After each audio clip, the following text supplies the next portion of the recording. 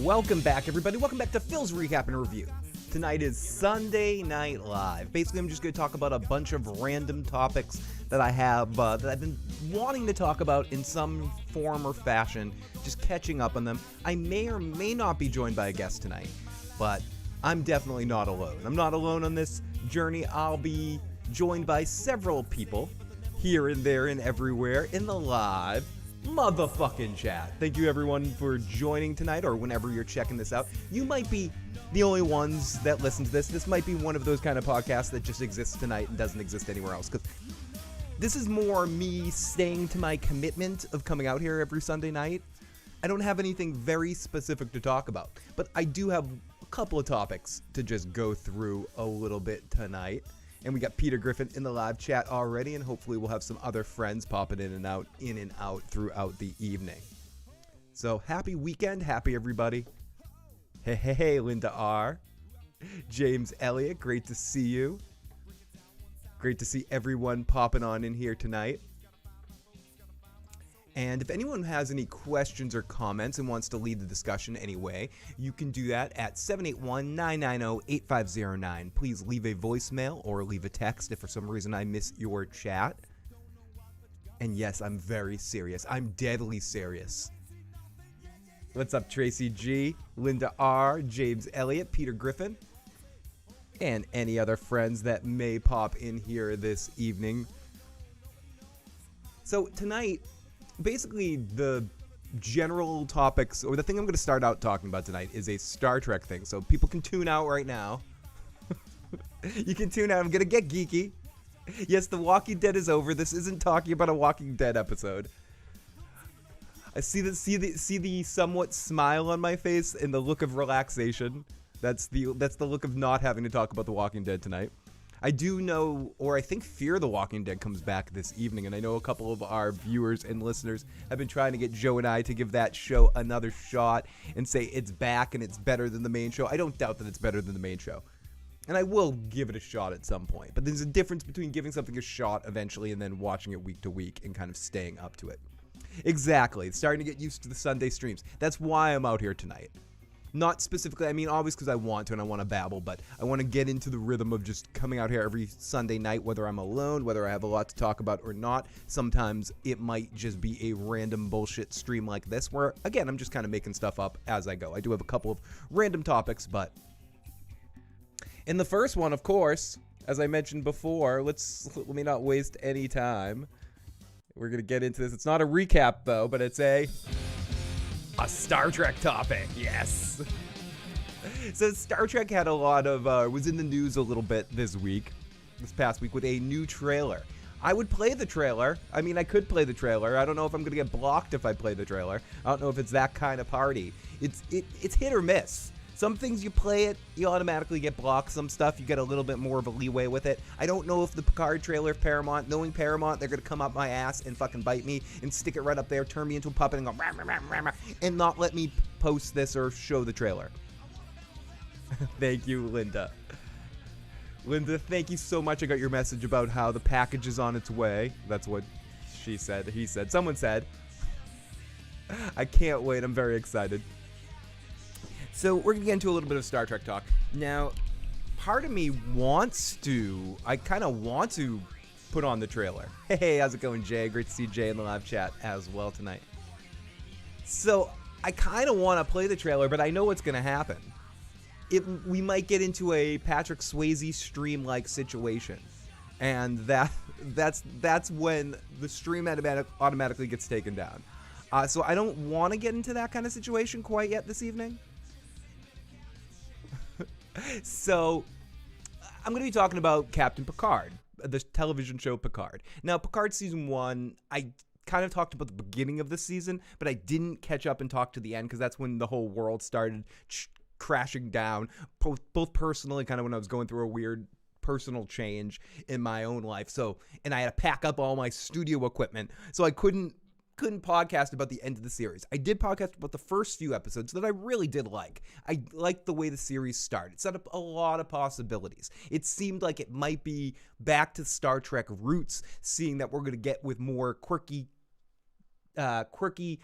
crew stuff mixed in with some entertaining comedy and interactions and some discovering things. I almost said the bad word there. My problem with the end of Picard was it basically amounted to the similar conclusion that Discovery does. Whether you like that or you don't like that is irrelevant. That's not the discussion I'm trying to bring here. Whether you like Discovery or dislike Discovery, Picard kind of turned into just more Discovery in the end. It was just boom, bam, big explosions, all that sort of stuff. Ended with a lot of depressive, sort of crappy shit. That's not why I'm watching my Star Trek necessarily, especially not my Picard. And the end of the series didn't deliver to me in the way that I wanted it to. The conclusion I kind of called out, and I didn't love the way it ended completely. And I haven't really loved a lot of the new Star Trek on CBS All Access, Paramount Plus, whatever the fuck you want to call it. Whatever the fuck you want to call it, I don't necessarily like a lot of that. It isn't what I want out of Star Trek. And who the fuck am I, though? Really? As long as it's selling, people are liking it, I can shut the fuck up.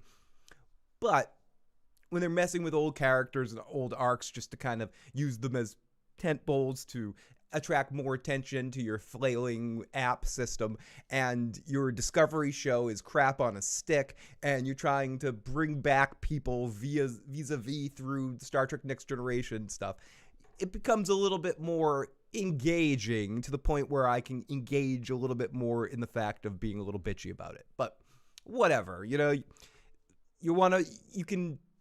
I could sit here and make fun of it all I want, or you guys could turn me off and go watch the Mr. Plinkett review of Picard Season 1, and they could do it far better than I could ever sit here and insult it. But what I'm talking about Picard, Season 1, I mean.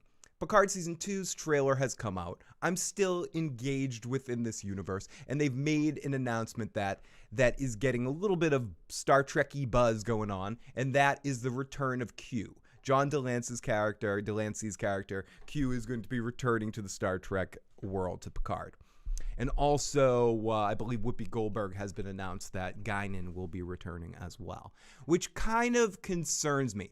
Everything that they've done with Q, basically, in my mind, post All Good Things, is just suspect. I know the trial always continues, and that's the line that we get in there. I just don't necessarily trust the character of Q in the writers for Star Trek Picard and Discovery, that whole writer crew. I'm afraid what they're going to do with the character of Q. And I don't want to be a little whiny bitch. I'm going to be sitting here watching it. I'm going to be checking it out every single week. I don't give a shit. And it's good to see him playing the character again. When he did the announcement of, oh, how's it feel to be he goes, it's about fucking time. Like, why didn't they call me sooner? Yeah, you probably should have tapped Q earlier on and done him in one of the Next Generation movies if you wanted to continue on to this storyline. And it does make sense to have him come back into the Picard storyline, especially right now with the conclusion. Spoilers for Picard Season 1 if you haven't seen it. He becomes an android. His human form dies, and they Westworld him into a body. So it would make sense that Q would show up and sort of engage with him in the sense that his human form is actually dead, and now he's an android and is continuing his life in a weird way or a extended way using technology, or using not magic in the way that the Qs use magic, but in the sense of something that he can kind of poke at Picard at. So, and also there's a lot of stuff that they didn't explore with Whoopi Goldberg's character Guinan and John DeLance's Q during the main series of their history that they have with each other. So it is going to be interesting to see what direction that they take it. I am just nervous on whose hands it is in right now. I guess I accept that Star Trek is no longer what I wanted or I like about Star Trek. It's just turned into a different property, and that's my problem. That's not the franchise's problem. If this is what they want to be now, that's fine. The Orville still exists. I can watch that. And I'm sure there's other great sci-fi series that I need to get my ass on to enjoy the kind of content that I want to watch. But still, it has that name, and I'm a little bit engaged in it, and a little bit automatically, because that's sort of probably the theme of this entire evening tonight that I'm going to be babbling to you. Sometimes properties or sometimes actors own you a little bit, or own me a little bit. I become, I don't know, loyal to them. And I'm that way with people to a certain extent too, but even more so with properties and things that have touched me in inappropriate ways. What kind of party is this? So Picard is something, Star Trek and the character of Captain Picard is something that I'll always continuously go back to, and I'll give it a shot. And so I'm going to give every season of Picard that exists a chance, and I'm not that excited about what I see coming up. I like the addition, but I want the subtraction. Unless some of the creative team that basically steers that ship isn't working on it anymore, I don't see how it can improve too much. I don't mind the performances. I think Patrick Stewart delivers a great performance. I think structurally the show is better than Discovery in every single way possible. It's just not as good as it could be, and I don't know how I feel about them dealing with the character of Q. Ew, Star Trek stuff. I haven't kept up with Star Trek. It's a lot of overacting in the two new series. It is. It's a lot of overacting and a lot of explosions, a lot of big explosions of things doing nothing. Jay says, Phil, does number one come back as William Riker? Funny you say that. Yes. In season 1 of Picard, he does come back. Spoilers for Picard again. There will be lots of spoilers here. Two episodes he comes back. I believe it is. Maybe it's 2. He comes back in one episode where Picard has to hide at his house, basically, on his planet. And we see him and Deanna. And Riker's like making pizzas the whole episode is basically that shtick. And then at the end of the season, when all else looks hopeless, Riker shows up leading a fleet as temporary captain or temporary Admiral William Riker, and shows up and leading the fleet and calls the Romulan woman a Romulan asshole or something like that. He's got a good line. And for those interested in Trek in general, the Star Trek animated series called not Short Treks. What's it called? It's called Lower Decks. Riker appears in an episode as well as a couple of other cameos. So Riker has come back on a few occasions playing that character in some of the newer series. Star Trek costs way too much to an Xbox, $1,000. You shaved, my guy, looking nice. I did, but in fairness, by this coming weekend or on Tuesday night when I'm doing a Sopranos cast with Matt, it will probably look like I have a full beard again. Well, I'm no longer Teen Wolf. I'm like Teen Wolf's dad. I'm like the old man wolf. I'm middle-aged wolf. What's up, Gordon Shumway? Great to see Gordon Shumway in the live chat. Hide your motherfucking cats. We got Alf in there. Good to see all of you guys popping on in here tonight. Thank you so much for joining me on this Sunday night live. We're starting off the first topic that I'm discussing right now to creatively bore all of you is Star Trek. I'm talking a little bit of the new season of Picard. They announced the character of Q is coming back. For those of you that give a shit or understand whatever the hell I'm fucking talking about on this one. Picard, Q, he's back. And I just have a feeling they're going to deal with a lot more cameos and such in this next season of Picard. A lot more of the old crew might poke their little heads up, and a couple more minor, slight cameo situations like we got with Quark's Bar last year. The other show that is I mentioned the Orville before, but what has happened to the Orville in the sense of where is it? I enjoyed the first 2 seasons of The Orville. I'm going to be loyal to the show and watch it and see where it's going. It's my favorite property Seth MacFarlane has ever worked on. But we've been waiting. It doesn't take this long to produce a series. And I know it's probably already in the can. And I know we dealt with this. Someone saying, Phil, there's this little thing called a pandemic. I understand that the pandemic happened. But I think a lot of if I'm correct, a lot of the season was already in the can, and they were wondering where they were going to broadcast it, and with this whole thing with like Fox selling it to Hulu and blah, blah, blah, blah. So it's going to be a long time between seasons 2 and season 3. And then I think season 3 might even just be the last year. They've already announced that. So it's a little sad. That series definitely brought a little bit more of the Star Trek The Next Generation feels to me while watching it compared to some of the newer Star Trek stuff.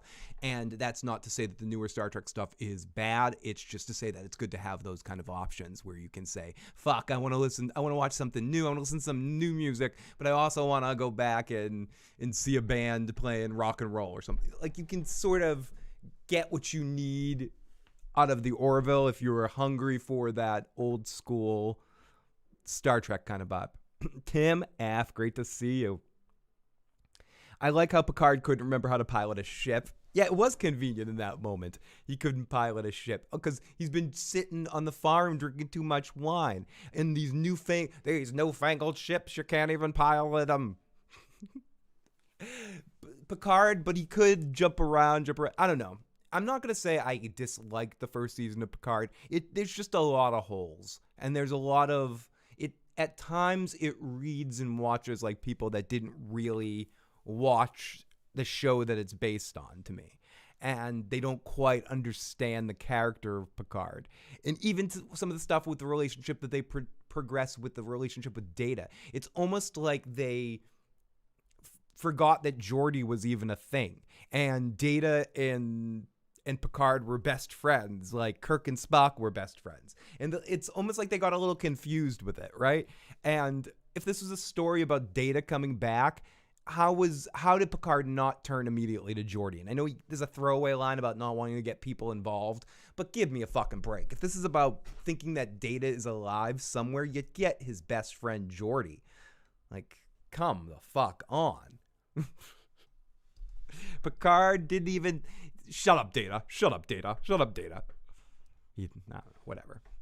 Oh, ladies and gentlemen, we do have a somewhat of a celebrity in the live chat. Look at this. Look at this. We got a promo shot in the live chat. We got the walking David. No, I'm kidding, David. I just happen to have that picture right on cue. So this is an actual shot of your live motherfucking chatter. The walking David. You can order this. You can order 8x10s on thewalkingdavid.com, and he'll sign it in whatever kind of body liquid you want him to sign it in. David will do that. He's very accommodating. It's his version of Cameo. So, Phil, have I ever watched an episode of the Fear the Walking Dead? I watched like 2 seasons of Fear the Walking Dead, I believe it was. And I think I even did a couple of reviews of them, of it as well. I think somewhere on the channel exists way back when Joe and I talking about Fear the Walking Dead. I'm pretty sure that does exist somewhere, as well as like a couple of episodes of us talking about the Bastard Executioner. It's one of the shows that we didn't last talking about, but I think it does exist somewhere. So yes, you can find David on thewalkingdavid.com, and David can sign your pictures. So get it, David. See, OTDA has his just signed headshot hanging on his wall right now. See, we have reports from the testimonials from the audience. You know, I need to get my whole merch thing up and ready. You know, I can't match when I have people like David, when I have some people that come on the show here, have this come all over the show, are like a machine or a well-oiled up machine. Okay. They should bring back Will Wheaton. He's a grown-ass man now. Funny enough, Will Wheaton does the Chris Hardwick job for CBS All Access after Picard shows. So every time one airs, he's in the position sitting there going, "Oh my God, that was the greatest episode of television I have ever seen in my life. How does it feel to be a part of such a beautiful production?" So I wouldn't be surprised if they do give him a cameo in season 2 or further on past that, because he is part of the CBS All Access family and part of the Picard family as well. So I wouldn't doubt it. And I'd say in this next season, we'll probably see Beverly. We'll probably see Jordy. We might see Wesley. I don't know if we'll see Worf. I don't know if Michael Dorn wants any part of cameos. Excuse me. Michael Dorn's still salty. His Worf series never got picked up. So I don't think he's making any cameos anytime soon. But I do think you'll see most of the other cast probably make spot duty here and there. And they won't bring Geordi back until they figure out his glasses. If they brought him back on Star Trek Discovery, they probably blow him up, like when The Walking Dead brought back Morales just to have him shot in the neck with an arrow. And that seems to be what Discovery does. I think you're more likely in this Discovery.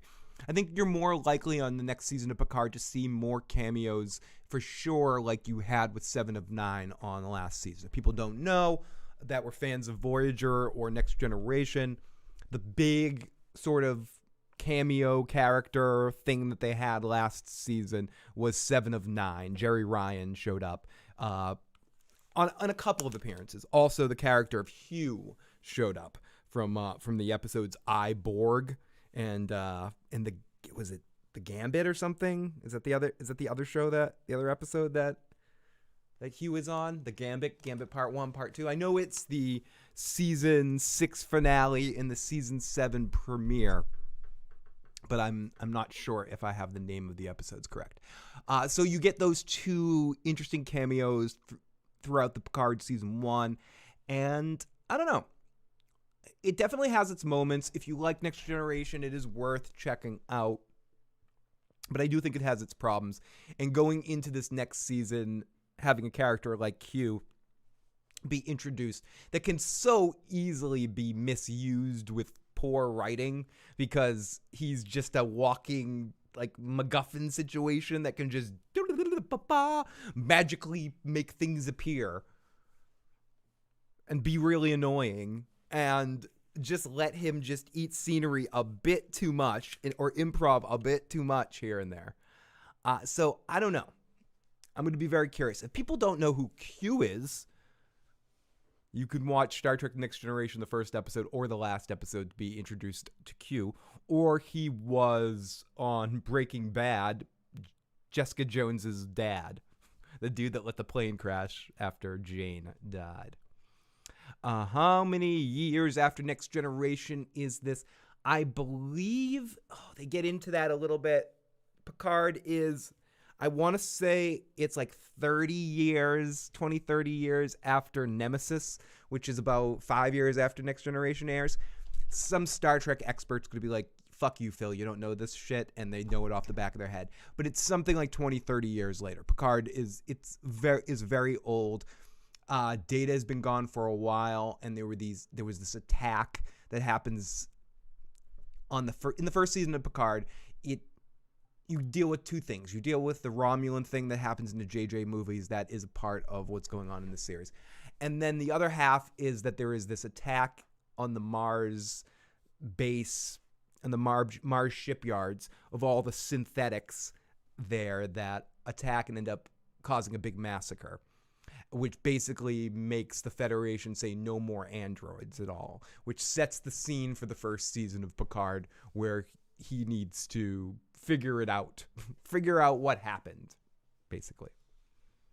Hey, Jake Cruz. Good to see Jake Cruz in the live chat. Have a good night, David. Hope you enjoy your dinner. Catch you very soon.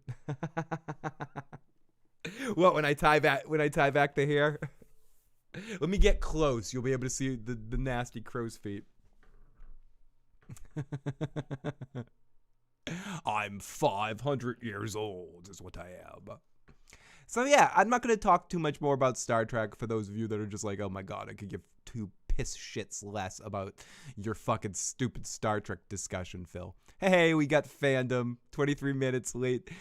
Start the fuck over, Phil. Well, you might be glad that you're 23 minutes late because I've just basically been talking Star Trek for the first 23 minutes. So you might be better off.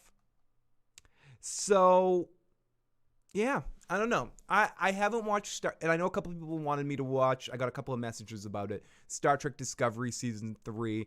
I have not caught up with that yet. I will give it a shot at some point. I did watch the first 2 seasons, and I can't imagine it would be worse than the first 2 seasons. I am interested anyways to see where that show goes with that flash in time location thing that they did. There are definitely some interesting possibilities for some of the cast and some of the humor that they could do with some of those members if they chose to write it in a different way. So I am going to be watching Picard.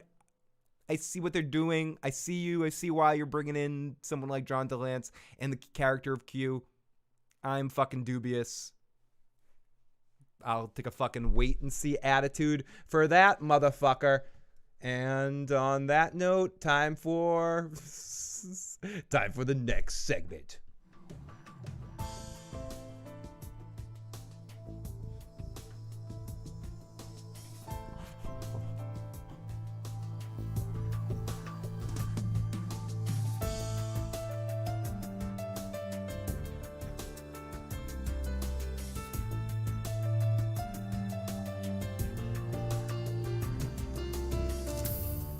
Now, we're going to be taking questions, or I'm going to be taking questions all evening as well, so keep them coming in the chat.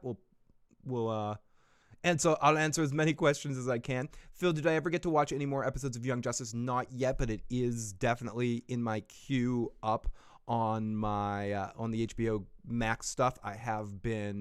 It's sort of in my circle of episodes I've been watching, but I haven't had a chance to watch any more of it, but I've definitely enjoyed everything I've had a chance to watch. I'm sort of getting analysis paralysis right now, trying to catch up on so many different TV shows and bouncing around. I started watching a little bit of Invincible. Is that what it's called? Yeah, I believe that's what it's called. The show that Joe suggested that I watch, which is really great too. A lot of awesome animation I am sort of catching up on as I go right now. So I will eventually catch up and finish Young Justice. I have heard some news about another season of Young Justice coming as well. Because I started watching it and all the computers and your phones listen to you, I start getting like random advertisements about Young Justice now on my phone or like my advertisements on social media. So I saw some articles about how there's a new season coming at some point too. So I'm excited for that. Hey. Good to see fandom there. Have I tried Wingstop? It's my new crack. Not yet, but definitely remind me about that. I need new crack. I'm always looking for some crack. Everybody wants crack. And did I check out your Soprano bikini video? I have not. Celebrity Jake Cruz bikini. Is it all about Adriana's bikinis versus Meadows bikini versus Polly Walnuts in a bikini? I will definitely have to check that out. I need something to watch later this evening, so that's very much something I might do. Phil, I told you never to shave again. I'm sorry, Merle Davis. Be nice to me, my friend. Joan says Q was Calliope's. Calliope? Sorry, I'm mispronouncing because I was more of a General Hospital than a Days of Our Lives guy. No, that's not true. I just felt like saying that. My soap operas were always. I never got into any daytime soaps, and that's not me passing judgment. I just never got into them. My soaps were always 90210, Melrose Place, WWF. Were probably where I got my soap opera fixes. I just was never during the day. My daytime television during those hours was much more. I'd much more be apt to watch game shows rather than daytime soaps. So I never saw Q on that show in particularly, but it's amazing how long those soap operas have lasted. You know, we're just like kind of the main group and people that know more about this. Have there been new ones that end and then new ones come, or for the most part is it like Days of Your Life, General Hospital? What are the other ones? Are those the only two I like know offhand? If someone said another one, I probably know it. There's like 3 or 4 of them. There's that have just been on for fucking ever.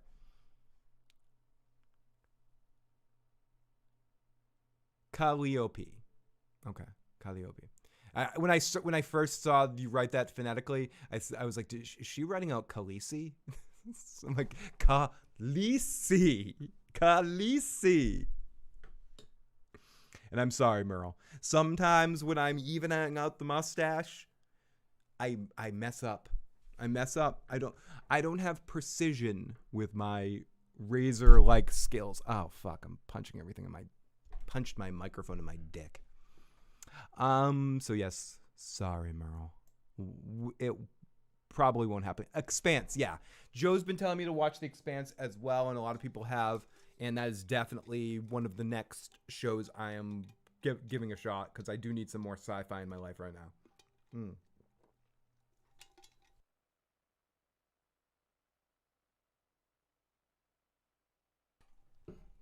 I muted my microphone for a second so you guys didn't have to hear me drink, because I'm sucking it through a straw. Like, I don't know. So I know some people might be into that sort of thing, but listening to myself do it would make me feel uncomfortable. But no, I haven't checked out your bikini video yet, Jake, but I 100% will. Watch Supernatural. Talk about Young Justice news. I haven't had it. I think they just announced that season 4 is coming out soon, and that they're in like pre-production of it, and it's going to be more adult centric in the sense of like the audience that they're going for. Kind of leading down the lines of what you were saying to Joe the other week. Excuse me. About how the series kept going. It got a little bit more like the original Justice League in the sense of for a different kind of audience. But it was basically just it didn't give any dates. It just said that the show creator was saying the next season is coming, like 100%. And it's just a matter of them getting the production together, and they have some really dark, interesting stories coming. Is I think was some of the paraphrasing of what I'm doing. Thank you, Mandrell. Young and the Restless. Great to see Mandrell in the live fucking chat. Great to see you, buddy. I hope you were doing well, my friend. Cartoons came on after General Hospital, so yeah, that's the Young Justice news and Young and the Restless. Fandom, I will be talking. That's one of the topics for this evening. I will be talking about King Kong versus Godzilla. My thoughts on that. I haven't seen it in a couple of weeks, so it's not super fresh. But I have been meaning to talk about it, and that's kind of one of the catch up topics for the evening, as well as I got a couple of other random stuff to talk about. So, but yes, I did see it. Still haven't seen that, Broke. I got to get HBO. A couple things I want to see. There's also the Pirate Waters if you need be. And what's good about things being not in the theater and automatically streaming to HBO Go or Netflix or Amazon or whatever, that you don't have to worry about like in the theater cam versions. All the Pirate Waters stuff is very high definition right now. Not that I'm suggesting that shit.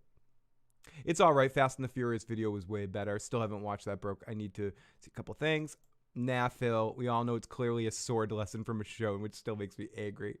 Jake, I'm broke because of people. And they keep talking about Young Justice Forever. It'll probably never come out. That's awesome. Fandom already took that name. I'll call it Poverty. Poverty be Saint. I know they have been talking about it for a while, but I am going to having just caught up with the whole Young Justice thing, it's new to me, so I'm gonna say I'm the good luck that causes us to have another season right there. So yeah, so we get Young the Restless, General Hospital, and the fucking now I'm blanking on the other one. I can't like say all of them at once because I don't know them all. Days of Our Lives.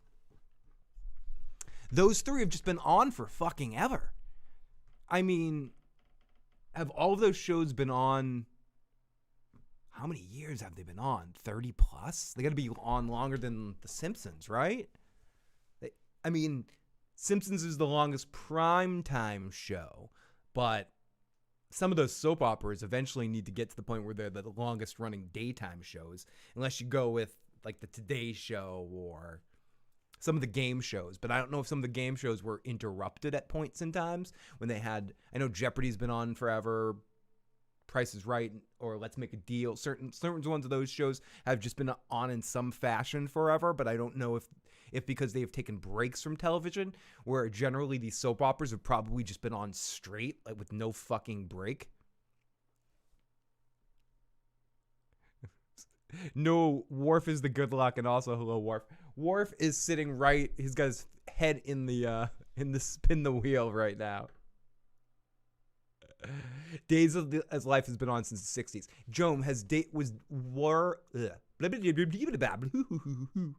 was Days of Our Lives. Wow, for some reason Days of Our Lives is tough for me. It's like a tongue twister for me to say when I'm trying to like say it as a show, like actually described it as a show.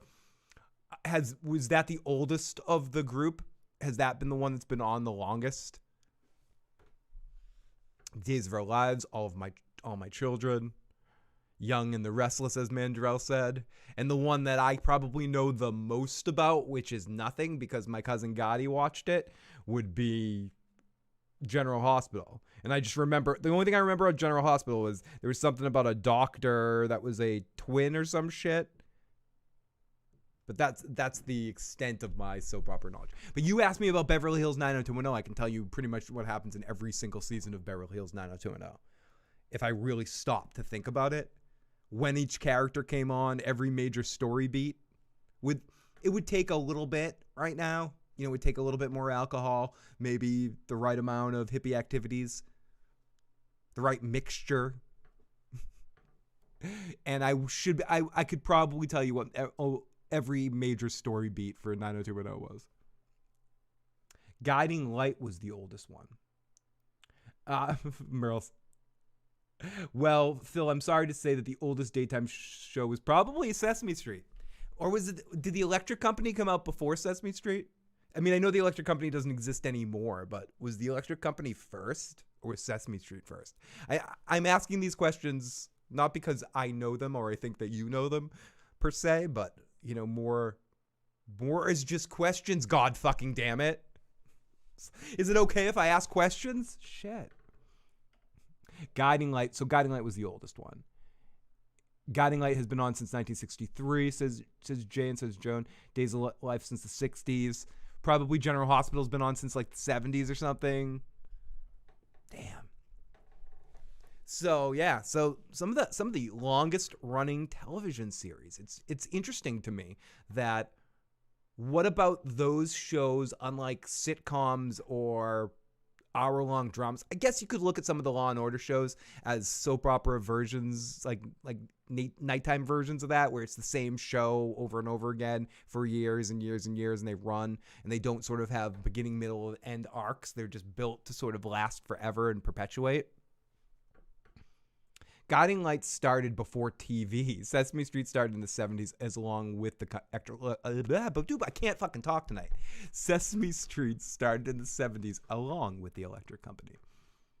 So they generally started as competitors along the same time with Sesame Street and the Electric Company, and then Sesame Street just won. Sesame Street took off to the ionosphere, and the Electric Company is somewhat forgotten about. Merle says, Joe, no, it was 61 and sunny days chasing the cloud away is every sunny days chasing the clouds away from my word to word of merry rain. Won't you tell me how to get to Sesame Street? Now I'm thinking about Soap too. Me too. Great show.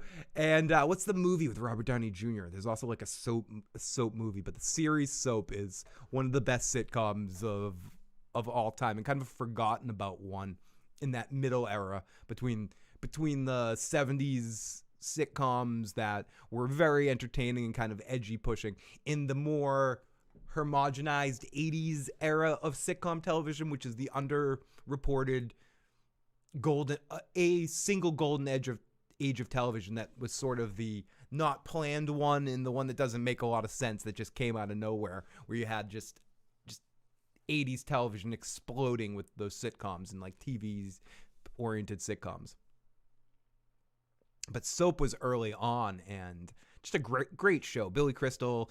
I mean, obviously he wasn't the star. You just had a full crazy cast, but Billy Crystal was amazing on that show, and it was one of those things similar to Danny DeVito on Taxi, where you just have such a great talent working on a show like that. I'm with Taxi. I mean, you had Andy Kaufman there too, and you had a couple of other people, great talented people on there. But sometimes you have such an amazingly talented dude that's at their beginnings, or person at their beginnings, and you get them on a television show like that, so you almost feel spoiled by it. And that's how I feel when I see someone like Danny DeVito on Taxi, where you're just spoiled every week to get to see him be so fucking naughty. Such a fucking naughty. SCTV. Oh, that's a name I haven't thought about in a long time. SCTV. That SCTV was, if I'm correct, and if I am correct, sir, is basically Saturday Night Live, the Canadian version of Saturday Night Live, where Rick Moranis and John Candy and originally like a lot of, and which eventually became Saturday Night Live alum, got their original start. I think that's what SATV is. Sitcoms are probably my favorite TV. You don't have to watch every episode, and I like funny.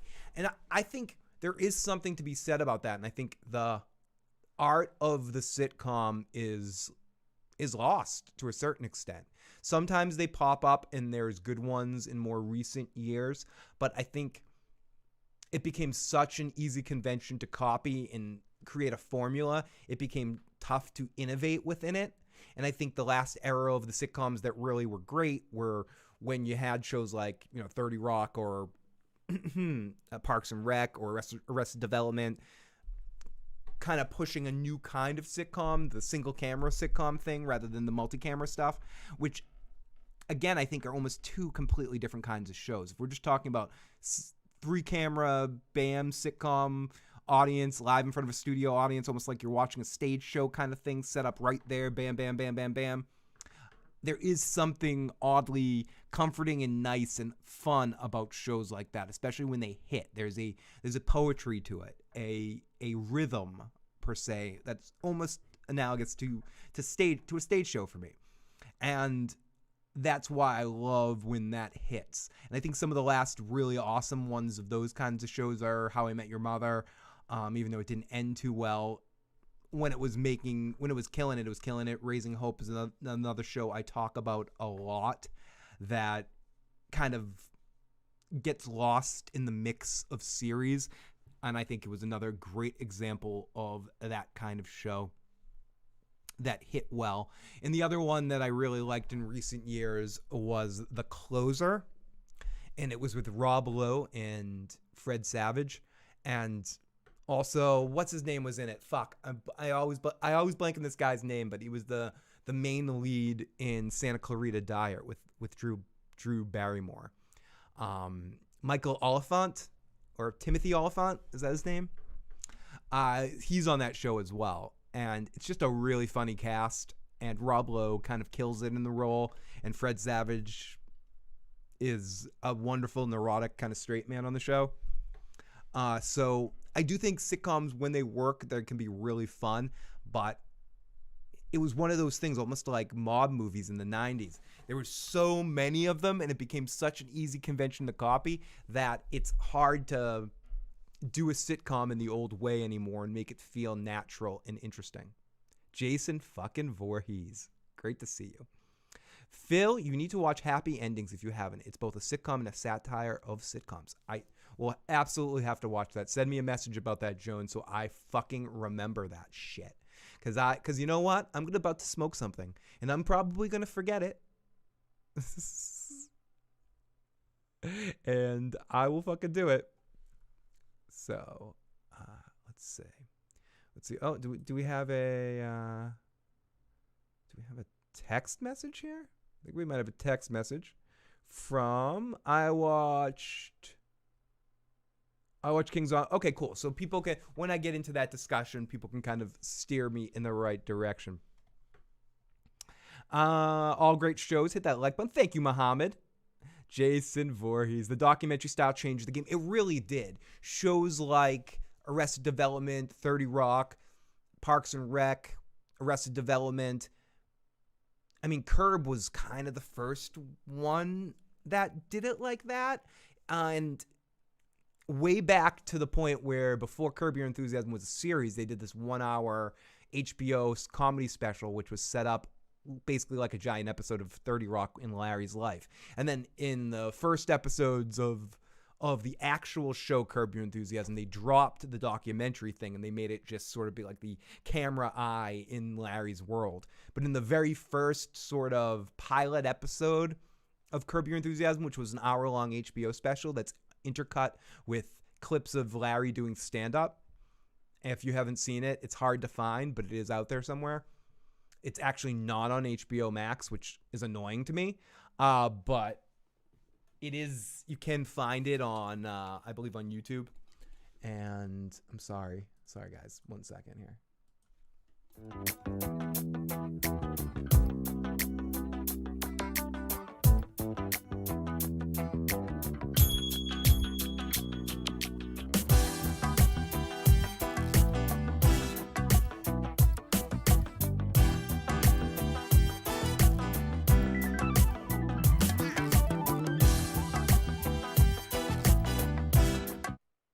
Okay, that's good. But yeah, Mandrell's absolutely right.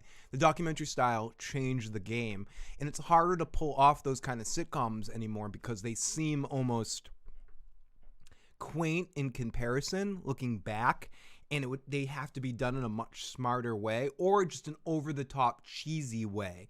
With a show that I'll talk about in a little bit in reference to Mighty Ducks, Fuller House, or something like the way they do Fuller House, where it's just over-the-top stupidness.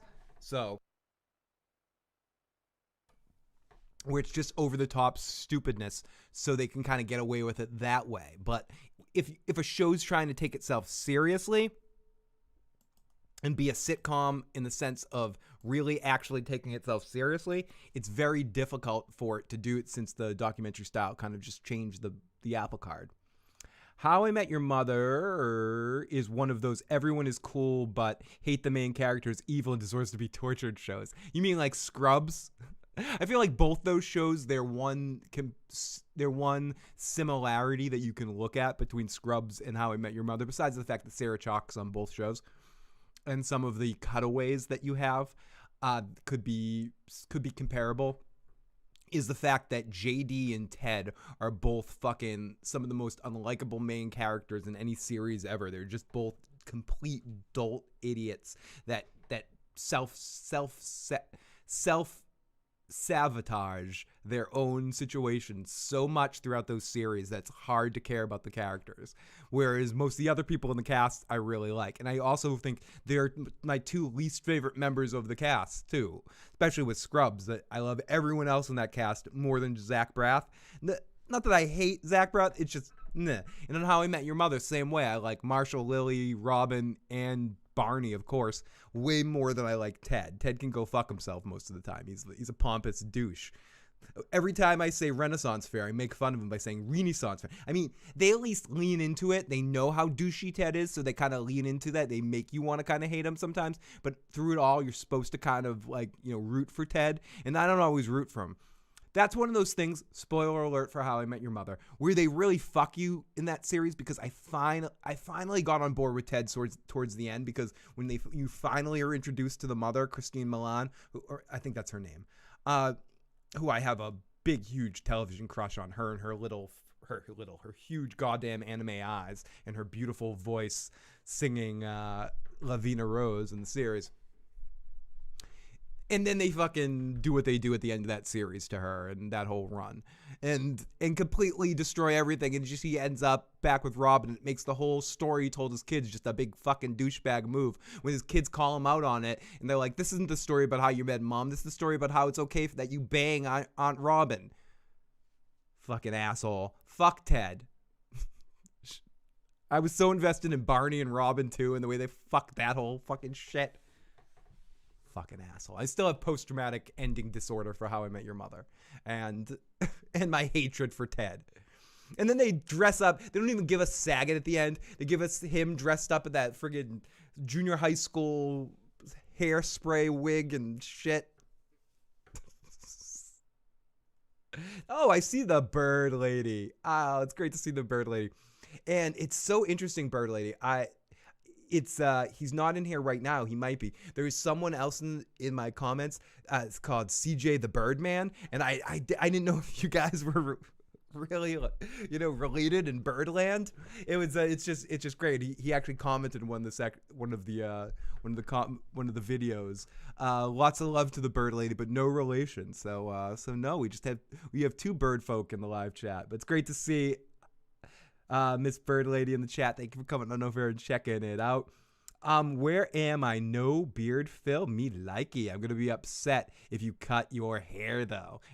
And I know I'm auto-correcting to what you meant to say. Cut your hair. I like the expression. If you cut your hate, trust me, I will never cut my hate. My hate is strong. The hate inside me is strong. But thank you so much, Bird Lady. I tend to be more shaved, more shiv. I have a shiv on my face. I tend to shave more in the summer because the warmer it gets, the less I want a beard sometimes. So you'll end up seeing my goofy awkward face a lot more often in the coming months. We got Miss Duncan the Tall. Thank you so much for the sub recently, Miss Duncan the Tall. And anyone else that has come on over from the After Dark streams or any of the stuff I've been doing over on Teflon TV with Tony. Tony and I and Bridge 4 will be back this Wednesday at 6:30 p.m. on Teflon TV, talking about a little bit of Bran's story in Winds of Winter and will Bran be king, some of the shit like that, and other topics just all around Bran. Taking your questions and comments. We'll be simulcasting in like 3 different places: on Facebook, on Twitch, and on Tony's YouTube channel. So make sure you're subscribed to Teflon TV and follow all 3 of us, myself, Bridge, and Tony, for updates and shit for the Usual Suspects podcast.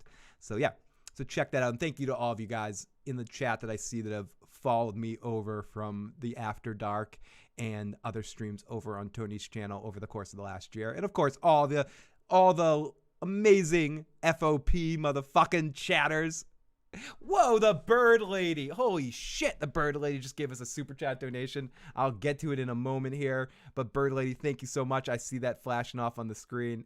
It makes me so happy. It makes me smile more than ever. As I've mentioned, the super chat donations mean more than ever to me in being able to keep producing the show. So thank you so much, bird lady. And thank you to all of our super chatters for all the support. You guys are fucking incredible. Merle, drink and dance break. Yeah, it was a little drink and dance break. Please don't make me watch the Mighty Ducks. Oh, James Elliott. James Elliott is really upset. He saw that 2-minute video that I put out, and he's like, uh-oh. I already know where this is going. Phil's going to watch Phil's going to want to talk about the Mighty Ducks, and I'm going to have to turn off this fucking video. And I'm going to have to hate this fucking ad. I like you, Phil, but if you start trying to get me to watch a fucking cheesy Disney Plus series with Mighty the fucking Duck fuck, I'll quack you right up your fucking hiney, motherfucker. So we're going to get into the Mighty Ducks here in a second. And I will not make you watch it. That's part. As long as you keep coming back to watch me, I'll tell you enough of the series, good or bad, so you never have to watch a moment of it. I won't make you watch it, James. I won't do that to you, buddy. Friends don't make friends. Watch the Mighty Ducks. JD isn't the same realm as Ted. Ted is an asshole. D is goofy, but not selfish and cruel. I challenged that just in a couple of situations. There's a whole situation where Elliot was ready to like move in and almost to get engaged with that one guy that was perfect for her. JD sabotaged the relationship, got Elliot back, and then once he got her back, immediately dumped her.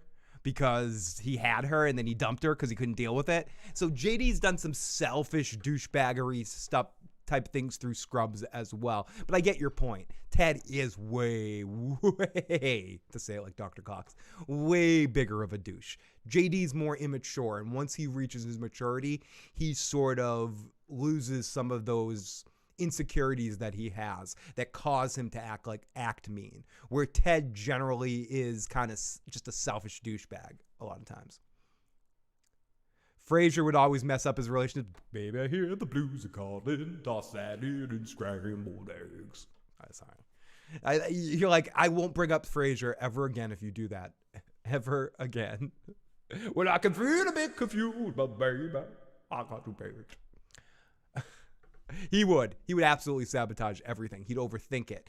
And right to the point, there was right into the moment where he would be happy, something would happen and fuck with him. And I love how, and I think it was in the final season, where maybe the second to last season, where he has that psychic break sort of thing, where he starts getting the visions of all of his exes, and he goes to the cabin and he's haunted by Diane, Lilith, and his first wife, Nanette, I think is her name. She's the children's entertainer. Ted is as bad as Ross, who's basically Ted. We don't feel bad for everyone. Well, I don't feel bad for everyone who falls in love with, just as Phil. Christina Milioti. Okay, thank you. She's going to be Christina Issues Guy one day, hopefully. Hopefully her name will be Christina the Issues Girl at some point. That's my goal, Joan. If you can introduce me. Geck, great to see you. Scrubs used music in a way that TV shows usually fail across the board. TV shows are getting better about adding good music to the beginning or the end, but Scrubs, it was part of it. It lived and it breathed it. And I guess a lot of that has... The person you need to thank most for the music on Scrubs, this is what I'm learning from the Scrubs podcast, is Krista Miller, who is...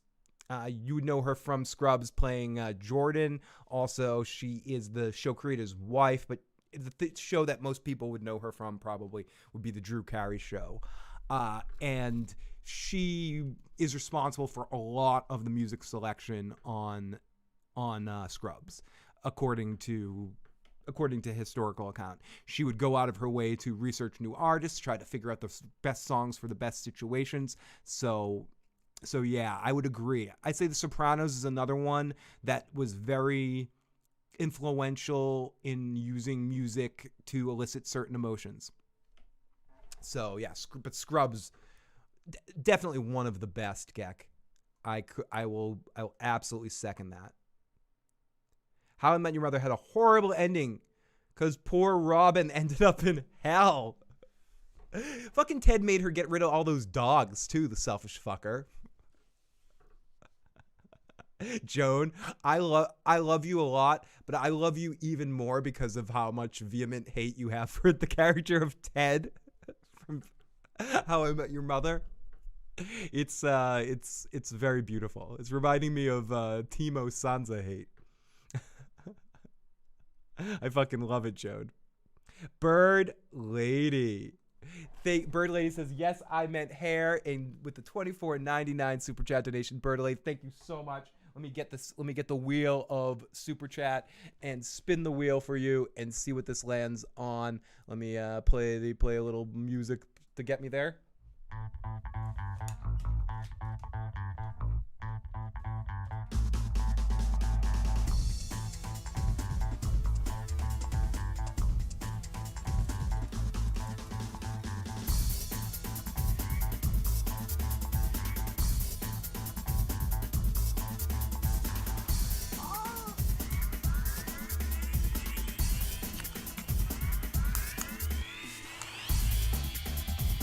Oh no, it landed on...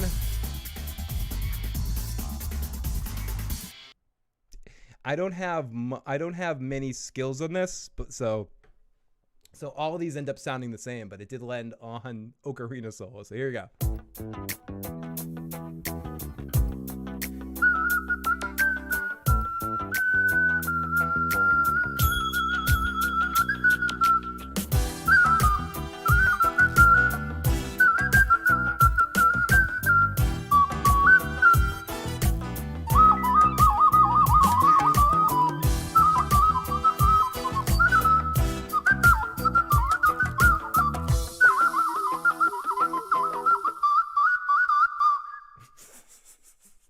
Sorry about that, everyone.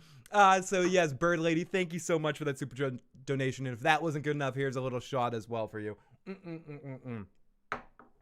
Oh, golly. Thank you so much. Cannot thank you enough. And that shot went right to my head. Right to my head. I have a friend who used to cut his hair for the summer and grow it back the rest of the year. Phil, are you talking about a shiv because of Oz? I'm always thinking about Oz. Oz is always in my mind somewhere. Da-da-da-da.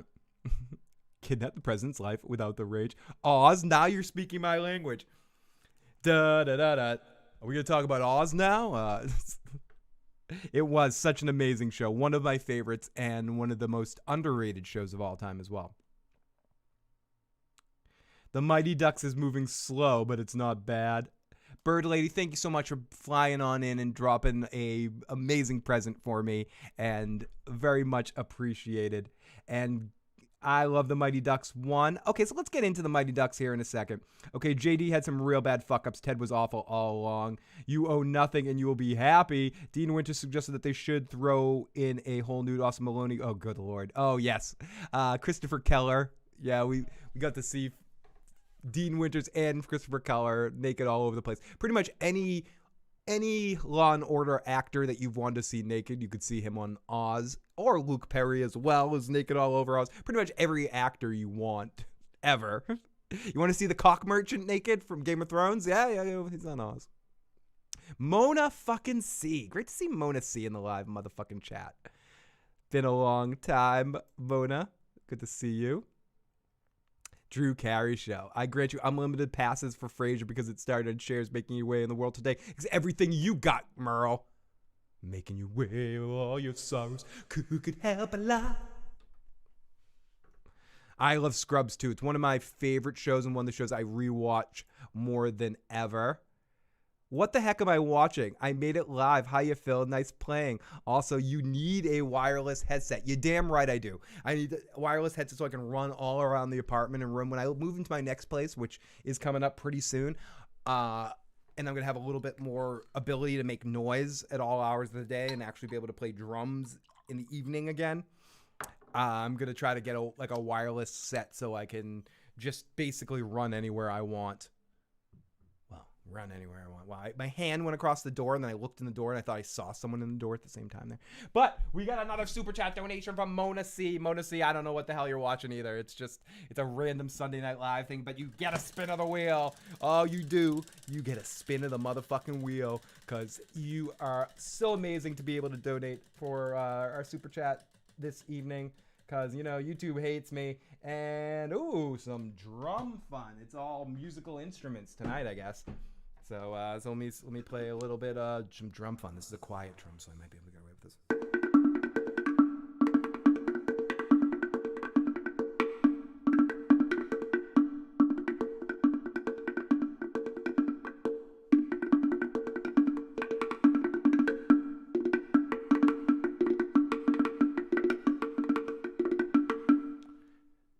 Is that my beat? That's not my beat. I'm sorry, Vern. I won't do that to you. Sorry for the minimal aggressive drum playing, because, there's people sleeping that actually work normal people hours. So I can't make noise like I want to make noise at 10 o'clock on a Sunday evening. So I'll take a shot for you as well. But Mona, thank you so much for checking this out. The Ocarina of Funk. Funny that landed on two musical instrument type stuff tonight. Oh, I love JD Forever, though, and Turk. Their friendship is amazing, and their friendship continues to be amazing. If you haven't, any of you Scrubs fans out there, if you haven't already enjoyed and haven't checked out Fake Doctors, Real Friends, definitely check it out. It's an amazing show, podcast starring Zach and Turk. Zach and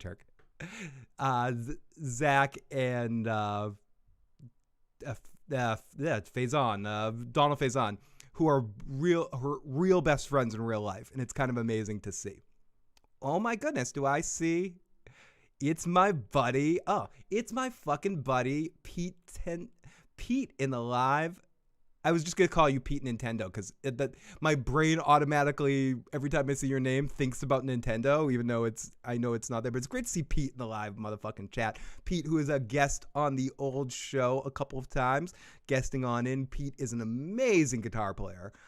Who's in the chat right now, and I feel bad. I was doing my cheesy little ocarina solo and tapping along the drums, and you got a real musician in the live chat. But no, I love Pete. He's amazing people. Went to college with him and seen him rock out so many fucking times. It's unbelievable. So lots of love to Pete. We'll have to get you on here again at some point in time when the world's back to normal. Have you come over and jam out for us again on the show at some point when I get to my new location. I can fake playing drums now, so we can actually jam. I can like play a beat and you can just like destroy over on top of it or something like that. Make up for my shitty music playing with your awesome playing and just like shred while I just go unk bash. It's happening. I'm gonna make you do it. I'm calling you in the spot. But Pete, so great to see you out there, buddy. And I miss you. Hope you're doing well, my friend. Truly one of the best people out there, Pete. Oh yeah, and I've mentioned this before. Craig and I have a two-man band. It's called a two-piece trip. Craig does some like bass simulation stuff, and we have like one specific song that's just like a straight out like rock tune that's like guitar solo central. And you know, one day when the world back to normal and we all have time, we both have talked individually about wanting to have you sit in on that. It's a wet guitar dream fantasy to watch you and Craig shred back and forth into my guitar wet dream fantasies with me hitting a drum simply. So I'm drunk enough to say it, and we're on the air. So I'm gonna make you do it, Pete. I'm gonna make you do it. We're gonna have fucking Chris Harvey sing on top of it too. How's that for you, motherfuckers? Anyways, but no, Pete, great to see you, buddy, and I look forward to talking to you. Oh well, I mean, you're here right now. It's like I'm just like, okay, can everyone go away for a second? Pete and I are having to talk, but no, man, I will talk to you soon. It's my I rewatch Happy Endings. Don't trust that bitch in Apartment 23, says Joan. I will. Mona says, what the... Wait, does he take shots for every super chat? Yes, I do. I take a shot for every super chat, and then I spin that fucking wheel, and wherever that lands on that wheel, I have to do what it is. One of them's like, do push-ups, review something in 30 seconds that you mentioned. Stupid fucking things. I need to erase it and put a bunch of different things. Play a little drum thing, play my spoons, bongo up, that kind of shit. So yes, each one of those. Oh, their podcast is fucking great. It really is. It's probably my favorite podcast of the past year. The two of them, they sing their theme song. It's so beautifully amazing and cute. And the fact that the two of them became real best friends in real life is just an awesome fucking story. It's just one of those great things that when you see two people on screen playing best friends, when they're actually best friends in real life, you don't need that. It's not something that has to happen for the characters to work on screen, but when it actually is a fucking thing, it's really good. It's really good. And yes, the Walking Dead Advent calendar is going to be a real thing. I do need to get all arts and crafty. I'm not going to forget to do it, though. I want to make one for myself. I'm going to try to make one for Joe, too. I'm going to try to make two. One for both of us. Joe gets only a 12-day one because he's going to only be here for every other one, the lucky son of a fuck. But yeah, I'm excited for our Walking Dead Advent calendar. It's going to be fun. It's going to be good. And we're going to get through these last 24 episodes together. But it's so fucking funny, the balance that the two of them have together, and the fact that their real-life relationship is not completely dissimilar from JD and Turk. It makes Scrubs better, and it makes their podcast better. I love it. I love it, Mona. I would tell you to have me on this show, but I don't talk. I'd be dull. I look so forward to it. Okay, so let me get into this Mighty Duck Fuck stuff. People don't know, I put out a little 3-minute stupid quick video review on the Mighty Ducks. If you haven't checked that out, please check that out on the channel. I released it earlier today. It's more of an experiment more than anything else. It's been a long time since I made just short, quick videos like that, quick reviews. I'm going to sort of start to extend that a little bit and do that for movie reviews or do that for random quick subjects. Sometimes they may be up to 20 minutes long, but I want to try to make them 20 minutes and less. Sometimes even a minute. Sometimes quick reviews to be mixed in with these long things, maybe some top 10 lists again, and, you know, random shit like that, just to kind of get more content out there. So it was a little bit of an experiment more than I just really, really wanted to talk about the Mighty Ducks, because I didn't want to do a whole podcast on it. And I also wanted to, it's been a while since I edited a video, like made a short video. So I wanted to make an excuse to do that. So if you haven't watched that, check that out. Give it a like, give this, you know, share it out there. Blah, blah, blah, blah. Okay. So enough of that. Now that happy horse shit is out of the way, what do you need to know about the Mighty Ducks Game Changers? First off, it's not fucking good. You're not turning on a series and watching this thing because it's great high art. Neither were the original Mighty Ducks movies. The first movie was decent, cheesy fun that you shut your fucking brain off while you watched it and you yell quack, quack, quack, quack, quack, and you watch the fucking Ducks win. It's like the Bad News Bears. You're basically watching a version of the Bad News Bears with the hockey skin, skating around, doing their thing. It's fun. It's not tremendously awesome. And I think that's the good position that you're in when you're remaking or you're continuing, not remaking, something like that. You're not trying to remake Shakespeare here. You know, you're not trying to remake something that's really that important. And then you get the second movie and the third movie, which almost steadily decline in fun between the two movies. The second movie is legitimately still relatively fun. There's some good moments, you know. I mentioned this in the video, the We Will Quack You stuff, Knuckle Puck, Bash Brothers, some of the other random stuff that happens in Mighty Ducks 2 is kind of hilariously over the top. The introduction of all the new ducks from around the world, the mallards, all the random ducks. And then you get Mighty Ducks 3, which a lot of the ducks that you really liked from the first two movies disappear in the part 3. Some of them, they go to this college. Emilio Estevez isn't in it. Charlie's a little whiny bitch through the whole movie instead of an optimistic ray of sunshine. You get the cartoon series too, which is kind of crappy. So it's not like you're trying to remake some great or continue on some great series. So when you get into the Mighty Ducks Game Changers, the first 3 episodes are about on par with a little bit better than the first movie, but not quite, a little worse than the first movie, but not as good as, but better than the second 2. I think it's better than Mighty Ducks 2, way better than Mighty Ducks 3, or about equal to Mighty Ducks 2. Okay, that's what I'll say. Not as good as Mighty Ducks 1, about equal on par to Mighty Ducks 2, half cheesy, half okay, and better than Mighty Ducks 3. The child actors aren't completely annoying in the sense of where you would like be so cringe by them. A couple of them are funny, and they have like their own funny gimmicks, their duck powers that you can just tell are going to turn into great things by the end of the season. Even by episode 3, it kind of all worked out in an interesting way. And then you got the adults. You got the really crazy hockey parents that are represented well in this series. The insane hockey parents. You got Lauren Graham's character, who is probably the cheese ball of the series that would make you roll your eyes the most. But she's serviceable in the role. But I talked about this a lot in a 3-minute video. The thing that sells this series is Emilio Estevez. Emilio Estevez kills it. He is having a lot of fun. You can tell he hasn't been on screen for a while. He really loves the character of Gordon Bombay, and he's really eating up scenery. He's eating in every scene too. They pretty much every scene that you have him in, he's eating some snack, whether it be like leftover pizza, an old cake, or something. So if you have an affinity for Emilio, if you remember a time period where Emilio was the most famous Sheen, and you liked it, you know, you liked You liked Young Guns, you liked Loaded Weapon, you liked the Mighty Duck movies, and you're missing Emilio in your life, and you've had too much of Charlie and Martin.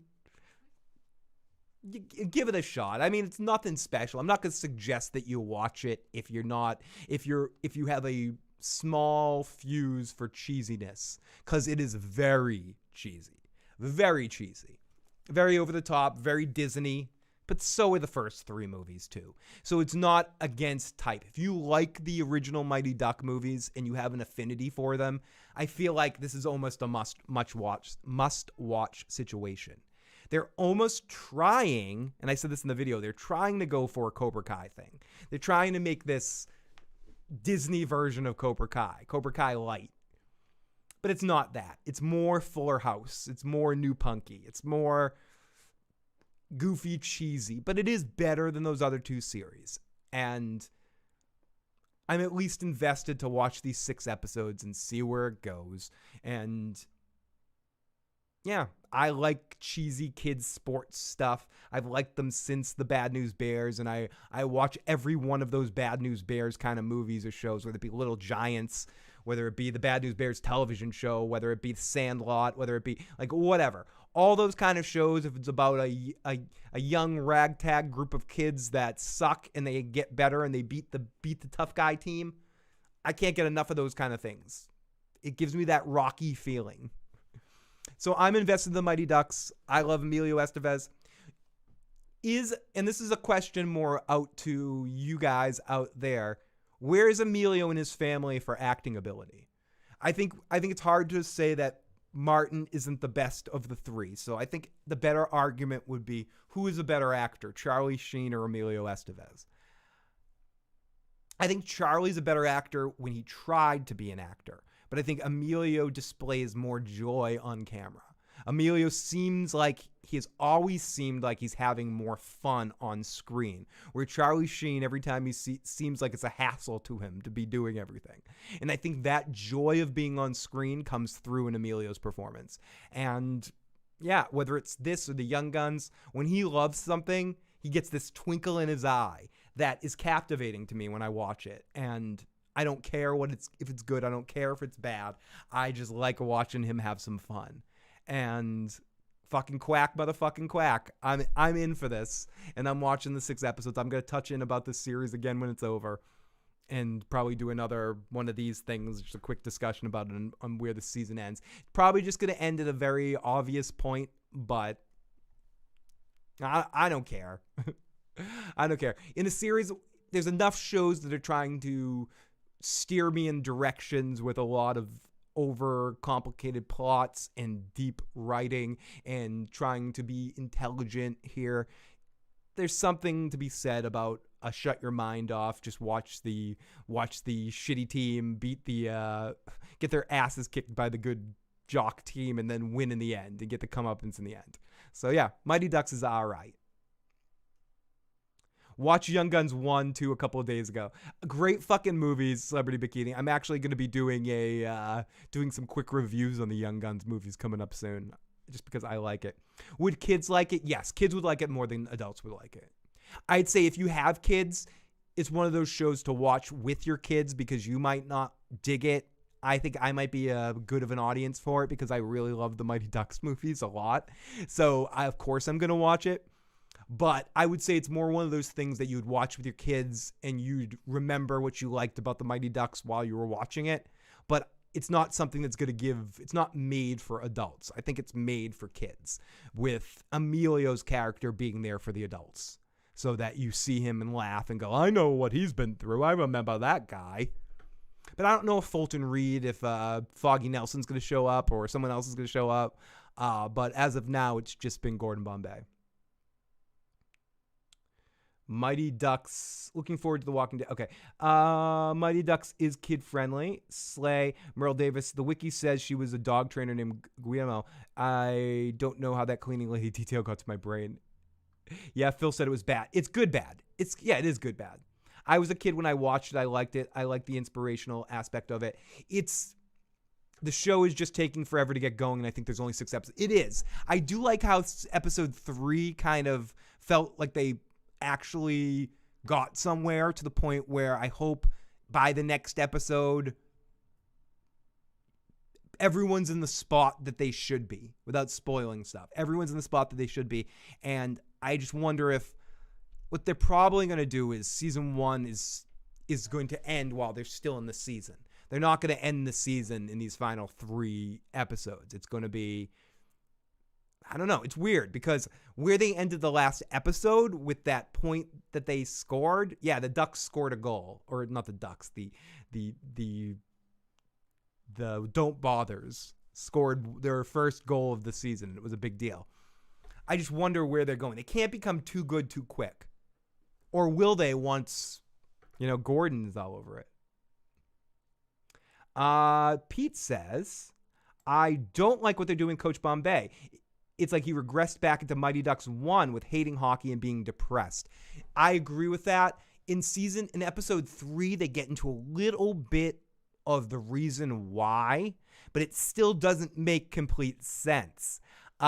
Ultimately, it becomes that he did get another chance at the pros after Mighty Ducks 3. He ended up getting into the pros at 32, got injured in the first play, hit by a 19-year-old. Then he coached college for a while and got fired and got asked to leave for giving a poor player some money. And then he started coaching the Ducks again, and the Ducks became all about winning, and he quit. But it still doesn't quite make sense that they would make him hate hockey that vehemently at that point. So I definitely agree. I think what they were trying to do with him, Pete, in that scene was trying to make him more Johnny-like. I think that's the Cobra Kai influence. Like, they're trying to make him seem more of a badass and more of, down on his luck so he has higher to climb by the end of the season. So I agree with you there. I didn't like how they started out Bombay, just from a story standpoint. And I guess that's what I mean, too, with Emilio's thing, with everything going on in the show. His performance is above the material for me. I enjoy watching him so much doing what he's doing, like spinning around, eating cake, smiling at mugging for the camera, that it doesn't matter to me as much the shit that doesn't work. But it's not very good. It's convenient at times, and I also don't love how they made him hate hockey and have all of that. But by the end of the 3rd episode, he does take down the I hate hockey scene. But to whose point was it? Somebody said it's taking, Celebrity Bikini. With it being only 6 episodes, the fact that it took 3 episodes for that to happen is a lot of the season. That's half the first season that he is basically, we know he's going to eventually coach the team. We know he's going to be engaged in hockey again. He wouldn't be there if he wasn't going to be. He's not going to be the Hans character or or whatever. So yeah, I can absolutely see where you're saying, Pete. Anytime I hear his name, I just think of Knights of the Roxbury with Farrell. Watch Young Guns too. Well, Phil, I said I'd check it out. It's all about Rocky lost in the first movie. One of my personal favorites is Men at Work, starring both Charlio and Emilio, where they both play trash men doing the nasty out in the back. They both have a ton of fun in that movie. And I think that's, besides the Young Guns movie, Young Guns 1, I think that's the only time they are in a movie together. I know Emilio is in an episode of the Two Broke Men. Two Broke Girls. What was it? 3 Crazy Men? What was the fucking name of that show? The fucking the men's show over there. What the fuck's it called? It's not Men at Work. It's another Men. Emilio's the only thing I like. Yeah, and I mean, I think I'm trying to get that point across more than anything, that I don't tremendously like the show. I like Emilio, and I haven't seen him enough in recent years, so I've been starving for the cracker of Emilio Estevez, and now that I have him, I'm like, oh, this is delicious. And the kid actors don't annoy the living shit out of me, which is a big deal on a show like this. Kid actors can bother you, and when they do, it's troublesome. I haven't seen the last episode yet. It sounds like they're making the Ducks like the Hawks from what you're describing. They are. They absolutely are. The Ducks are the Hawks, and the Don't Bothers are the Ducks. But they're coming for the Ducks name. 2.5 Men. Thank you, guys. I'm like two broke men. 3 men. 3 men and a lady. Two guys and friends and stuff. Bad News Bears was the first moral victory movie but the first moral victory movie is April of 76. Rocky was November of the same year. And Ducky and those other assholes. Exactly. Oh, Ducky. One of my favorite underrated Ducky movies, when Ducky was the thing, they were really trying to make Ducky the thing, was Hiding Out. It was kind of a middle point where he wasn't quite, nerdy Ducky, and they hadn't accepted that he was going to kind of be that role, and he was looking for that next big thing, and they were trying to do a transition with him like they did with Anthony Michael Hall, where they had Anthony Michael Hall play the geek and everything, and then eventually he was in, what was it, the football movie with Robert Downey Jr. and Uma Thurman, Johnny Be Good, where he's like, built, and he's an adult now. They tried to do that a little bit with the movie Hiding Out, where he was finally an adult. He had they gave him a beard and shit, and he was a stockbroker, and he witnesses a murder in the mob, and then he has to go back to high school. He shaves the beard, colors his hair half blonde, and he goes to college with his little cousin, who's the main kid in Adventures in Babysitting, and the kid that the dishes are done, man, from Don't Tell Mom the Best Babysitters Are Dead. Babysitter is dead. And then Ducky, who's supposed to be like a 28-year-old like that, starts dating a high school girl and like having sex with her and shit. 80s movies. Whatever. But it is a good movie. It's called Hiding Out. I saw it in the theater. Two Broke Girls is maybe the worst sitcom of all time. Yeah. And I know some people like it. Sitcoms are very personal. Everyone has their sitcom for good or for bad. I like some shitty sitcoms too. So this isn't like, I'm not saying you're bad if you like Two Broke Girls, but I'm saying Two Broke Girls is one of the worst sitcoms ever produced. 2.5 Men's pretty close too. Any of those Chuck Lorre comedies don't really do it for me in the sense of like, if you're comparing them to like really well written and cycled sitcoms where jokes make sense and jokes would be funny with or without laugh tracks, where you could play it to a live studio audience and actually have people laugh, not just have canned laughter. Who the hell is Ducky? Ducky is, what is the main actor's name? His name is, I'm blanking on his name right now. He was the other guy in Two Broke Men.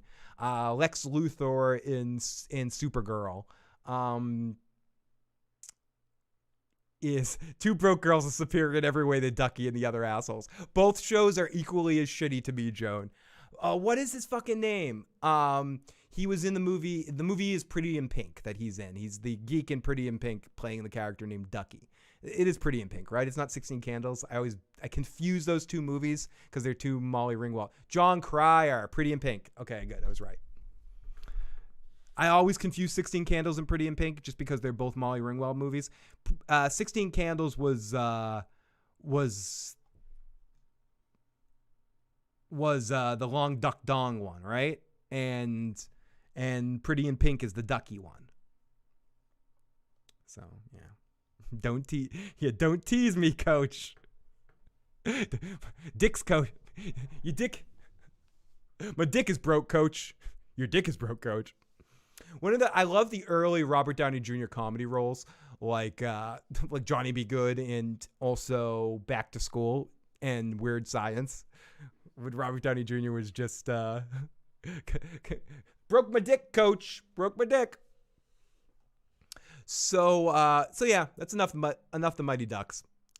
I didn't know John Cryer was also in Hot Shots 1. Did he play like the Goose character or something like that, or one of the other pilots, Iceman or something?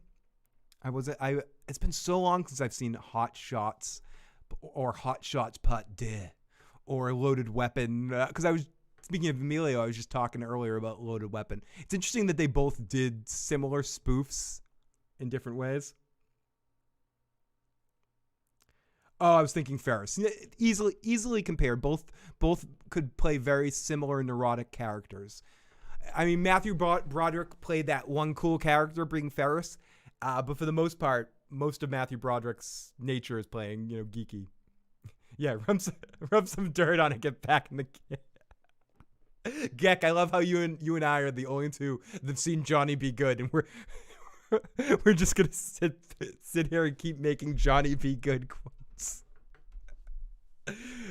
And oh my goodness, golly, how beautiful is Uma Thurman in that movie? That's Uma Thurman way early in her career, and before she was Uma Thurman, and she just looks amazing in that game. Golly. Okay, so there we go. That's enough Mighty Ducks fucking talk here. What else did I want to talk about tonight before I start to wrap this bullshit up? Okay, I wanted to mention a little bit about the Space Jam trailer that came out. I know it's like, when I talk about the Space Jam and the Mighty Ducks, I'm going to talk about this in a second. Another kids movie that's coming out that people are a little bit too crazy invested in watching the trailer. The thing I wanted to talk about in the trailer a little bit, and I don't want to get too down on the Space Jam train, is it seems like everything since, I'm trying to think the first movie that did something like this, like a crossover of video game characters from different universes or cartoon characters from different universes. I mean, Who Framed Roger Rabbit? But in recent years, it seems like a lot of this is Wreck-It Ralph reflection, or the Ready Player One thing, where we're seeing the scene where instead of it just being the Warner Brothers characters, the whole Space Jam thing is going to be set up in more of the whole, like a big giant commercial for HBO Max, where every HBO Max property is going to be in the audience watching the basketball game. Like, I'm not going to get into I'm not here to talk about whether Space Jam is going to be good or not. It's a fucking kids movie. It's going to be a fucking kids movie. The first movie's fucking whatever. This is going to be fucking whatever too. I'm talking about the fact that everything has to be like a shared unit. Now we got the Warner Brothers HBO universe. Like they fly past Game of Thrones world. Are we going to have like the Game of Thrones members? Now we have Game of Thrones cast members or like Game of Thrones stuff in a kids movie. Does anyone see the problem here a little bit? But, or like someone else pointed this out. There was a whole thing about taking Pepe Le Pew out of the movie, and they took Pepe Le Pew out of the movie, but they show characters from the Clockwork Orange in the trailer. So the Clockwork Orange is okay, but Pepe Le Pew isn't. And I would get like, neither is fucking, like, both are fucking creepy as fuck. But there's a lot of shit to go around with this HBO thing, but it seems like in the trailer for Space Jam, they're trying to cram in every single HBO-owned property right now, or Warner Brothers-owned property, in one big clusterfuck. So I'm interested to see where it is. I'm glad I don't need to go out and pay money for this or even pirate it. I can just watch it on HBO Go and be done with it. But I do think it's funny how it is getting a little bit, these past couple of weeks has gotten a little bit of buzz around people losing their mind, good and bad, over the Space Jam fucking thing. Oh my God, the Iron Giant's in it. So, but whatever. And I also, maybe I'm naive, but I don't know. I think it's too much. It's too much all at once. I want to see how it's all integrated and stuff.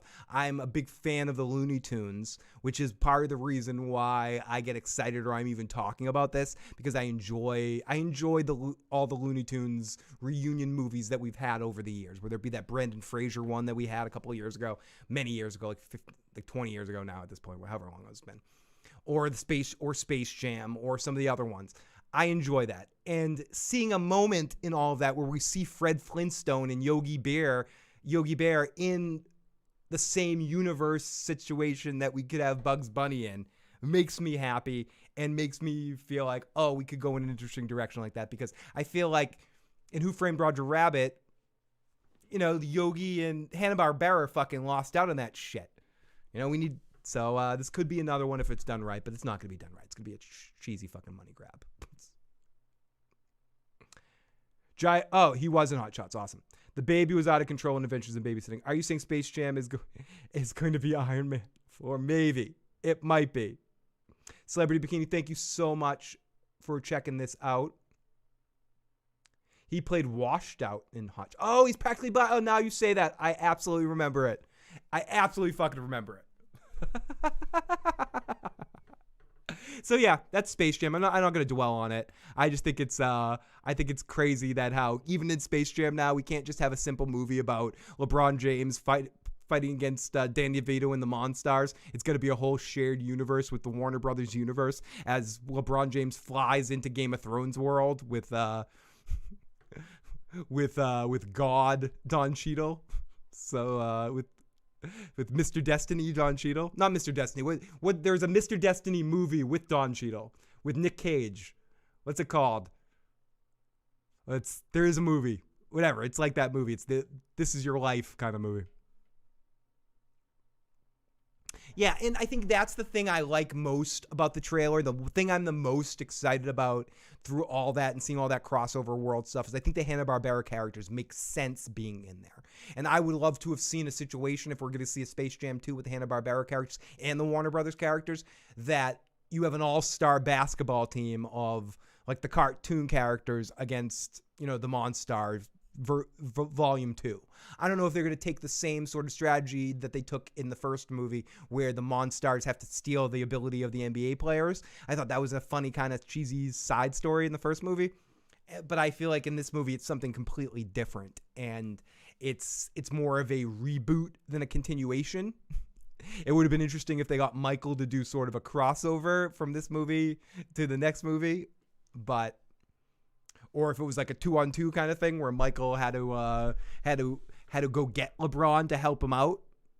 But, instead it seems like we're getting a Space Jam reboot, and now it's going to be the animation Toon World watching them play Don Cheadle's digitally animated Monsters team. So I don't know. I am excited to see it though and see where they go with it. Just because of how much I like the Looney Tunes characters, and I still think I wait for any opportunity for them to come back. I love me some Bugs fucking Bunny. When they get to a Space Ghost movie, it's the only thing they're missing. Yeah, when they just get doing more Space Ghost. I still to this day have an affinity for missing Space Ghost coast to fucking coast. So, one more thing tonight. One more little topic or so tonight, and then I might just open it up to some random questions. I did want to talk a little bit about King Kong versus Godzilla. I saw it a couple weeks ago, so it's not quite as fresh. I do want to say, for one of these battle movies, they did a good job. Out of all the monster-versy kind of movies that they've done so far, Skull Island, Godzilla versus all monsters, I think this one was the closest to the kind of movie I want to see. That being said, they still suffer from the biggest problem that these versus movies have. Useless human characters I couldn't give two pisses about and too much time spent on them. As much as we got a couple of really huge fights between Godzilla and King Kong, two big ones, and then the big one again at the end when, spoiler alert, when King Kong and Godzilla kick the shit out of Mecha Godzilla together. But we get two huge big fights. But then mixed in there, we get a whole story about a deaf girl that feels the vibrations and talks to Kong in sign language, and her mother or her guardian that thinks Kong is special. We get 7 of 9 or 8, from 7, 8, what's her name from Millie Bobby Brown from Stranger Things there. Hanging out with a podcaster, continuation from the Godzilla King of All Monsters movie that I just give a shit less about her storyline. Then we have her dad who's fucking useless. Then we have, every single human character in this movie I could just give two living pisses about. I'm sorry. We have that fucking army guy that's fucking useless. We have the rich billionaire guy that's building the Mecha Godzilla. Excuse me. And his daughter that is... that should have just been having a mustache and twirl it from the moment she came on screen, and we're just watching her die. That being said, the actual fights between the two big giant CG monsters were fun, big giant CG monster fights. They beat the shit out of each other. It was great. King Kong got his ass kicked for the most part, but he still, still stood up to him. And had a couple of fun moments. We got a couple of good monster stink eyes back and forth.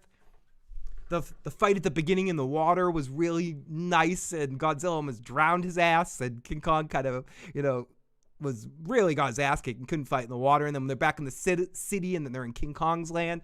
But then you mixed with this whole fucking stupid story that has spaceships flying around and in Middle Earth crap in the center of the core of the Earth is where the new Skull Island is, and Kong's been there before and he's just running around. Like, there's so much bullshit going on in this movie and so many plot holes the size of the San Andreas Fault going on in there.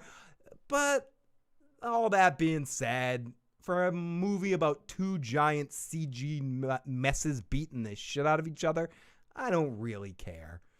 And for that, and for what it was, I enjoyed sitting there, eating my dinner, eating my pizza, laughing my ass off, watching two fucking CG beasts kick the shit out of each other for an hour and a half.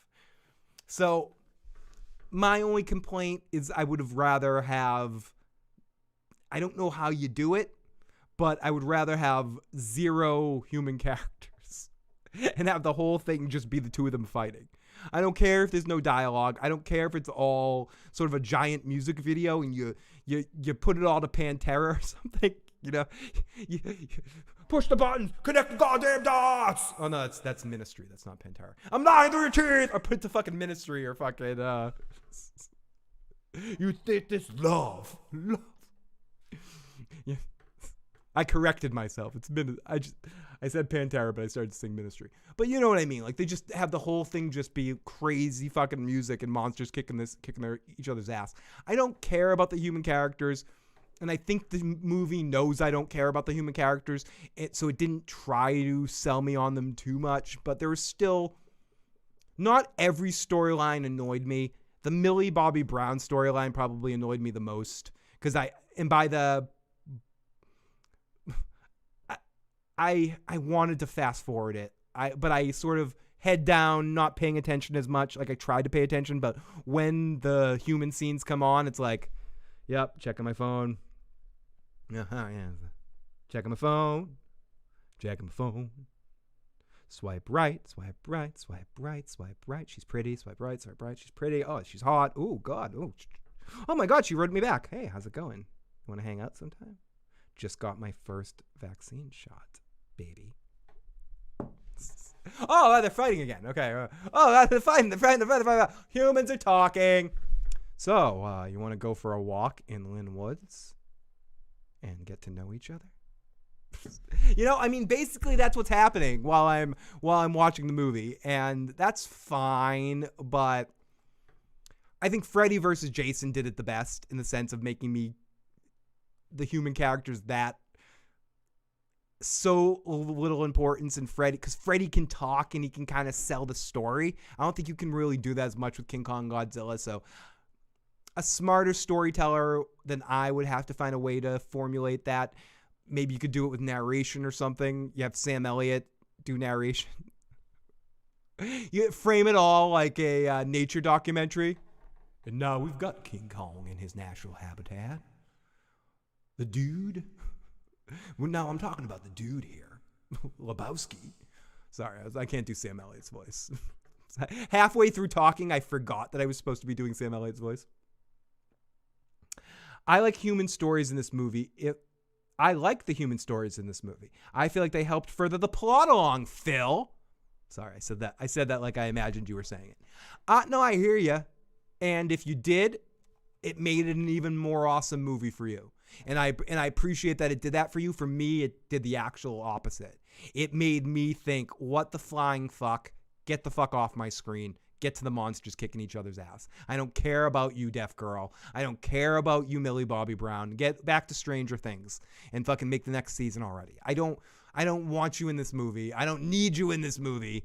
I don't need you, Mr. Podcaster. Come on, move on. But to your point, if you can buy those characters, you probably had an even better, because I had a fun movie experience. You probably even had a better movie experience, because that's the goal of what they're trying to do, is push the plot along with the human characters. It almost becomes like, I can't give an alternative here that you can push the plot along without having some human characters in there. I just wish they were even more interchangeable, to the point of almost like Mars Attacked. attack, like comedically interchangeable, where they just die every 2 seconds and you have like a bunch of celebrity cameos dying or something. I don't know how you would work it properly, but to your point, that's what they were trying to do. Coming to America, Harlem Nights, or Aliens, DS9 for the view. Coming to America, Harlem Nights, or Aliens, DS9 for the uniforms. Great fucking answer. Justin, great to see Justin in the live chat. Mr. Higgins, got to head off. Great seeing you, Phil. All the best to you, my friend. Hopefully we'll catch up soon. Pete, thank you so much for popping on in the live stream, buddy. Great to see you. Hope you have a great night, and we will absolutely catch up soon. Fuck yeah, it was Ministry. It was whack. Tell me something I don't know. Tell me something I don't. Shoot me something. Push the buttons. Connect the goddamn dots. I'm lying through your teeth. Push the buttons. Connect the goddamn dots.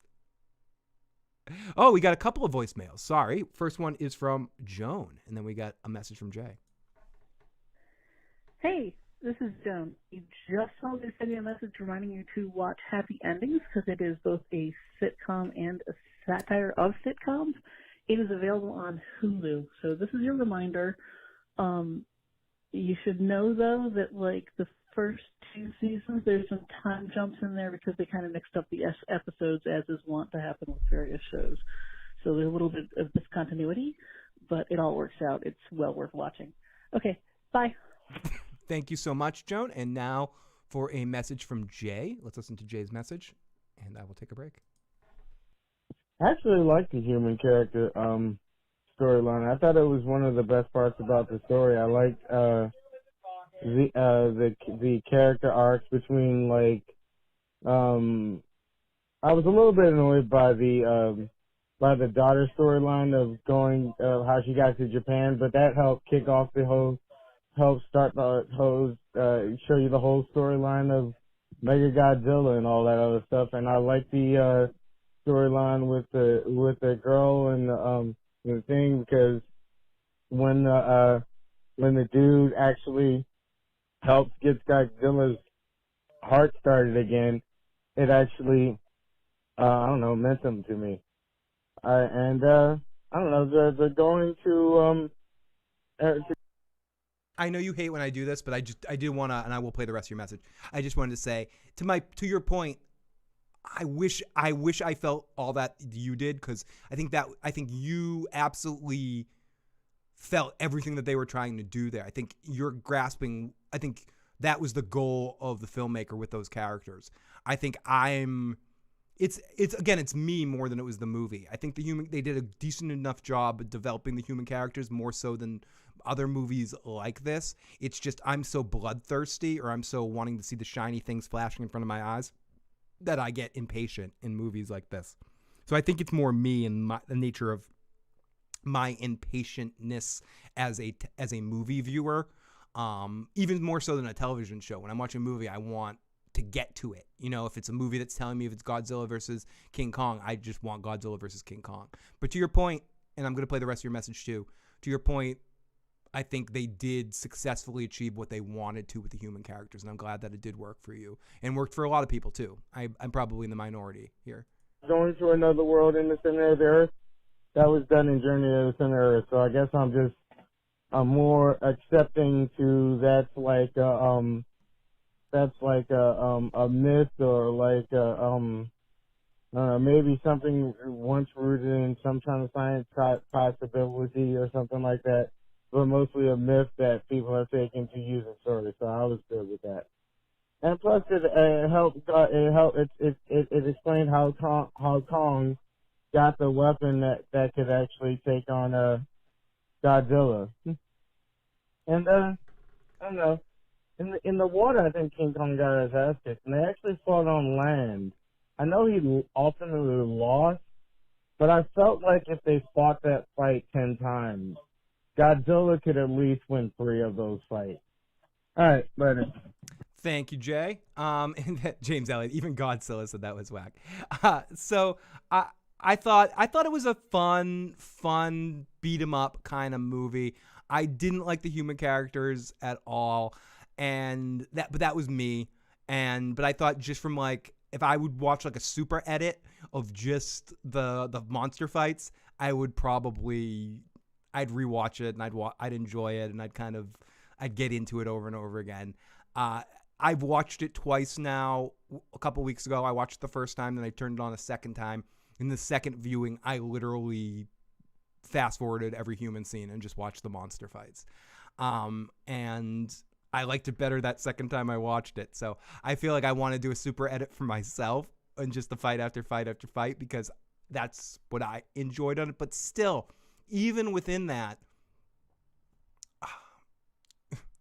I was going to say something stupid. Like, there's some part of me that enjoys the old school movies of seeing two guys in suits beating the shit out of each other dancing over a mini city. But yeah, so decent watch. If you haven't watched it before, it's good, over the top ridiculosity fun. So that's enough King Kong and Godzilla talk. So what time is it? We probably got about 10 more minutes or so left here. Thank you so much to our super chatters tonight. We got a couple of awesome super chatters tonight.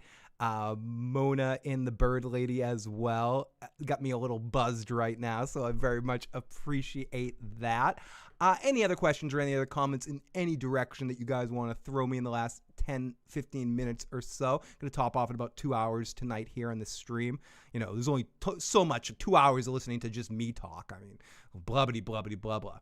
Next week, I will be back with Joe Dirty Locks. We'll be talking about a couple of different subjects. Joe wants to talk about the animated series Invincible, I believe it's called, on Amazon, that I watched the first episode. We're going to be talking about that series. Also, I'm going to be catching up with Joe about some Game of Thrones stuff next week. I've yet to really talk to Joe about the prequel series and the sequel series and his thoughts on that. So we're going to find out that age-old fucking question of what did Joe think?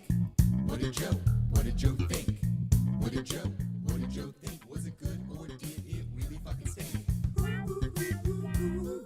Jay says there was actually a little bit more to the message. Oh, I heard you say your traditional goodbye. So let me see.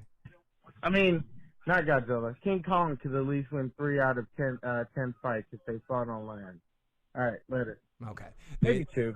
Maybe 2. You weren't too confident about your selection right there.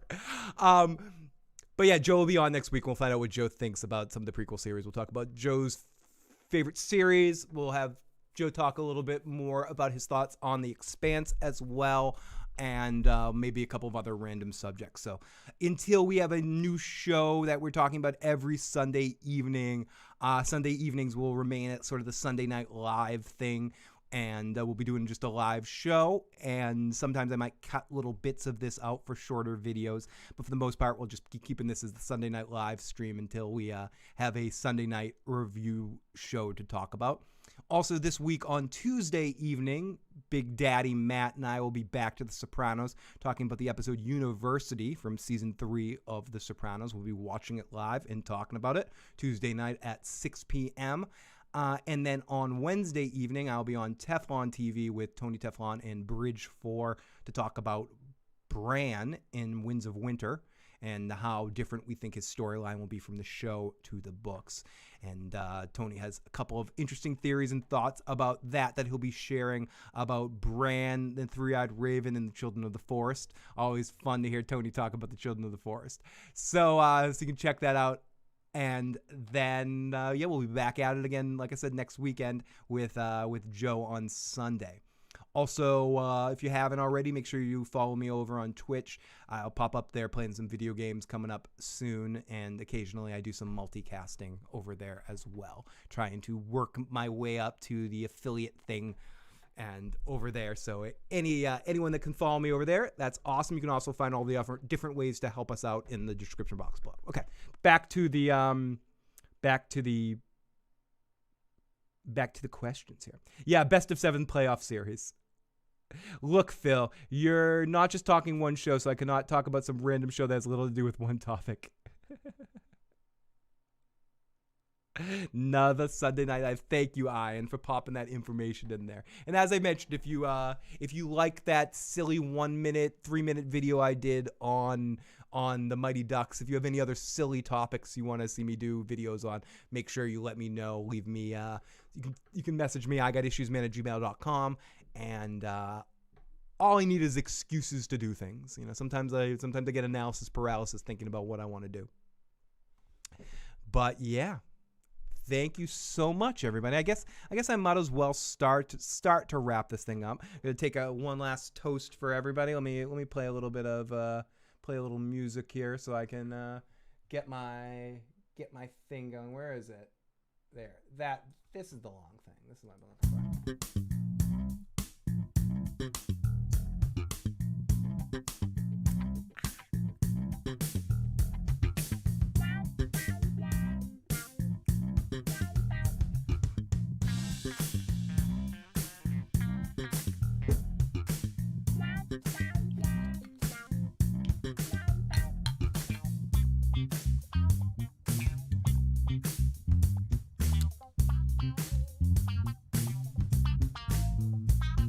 Imagine someone tuning into this for the very first time ever, and like just right at that point in time, right at that moment where I'm just sitting like listening to weird porn music while drinking shots, and then I'm just not saying anything.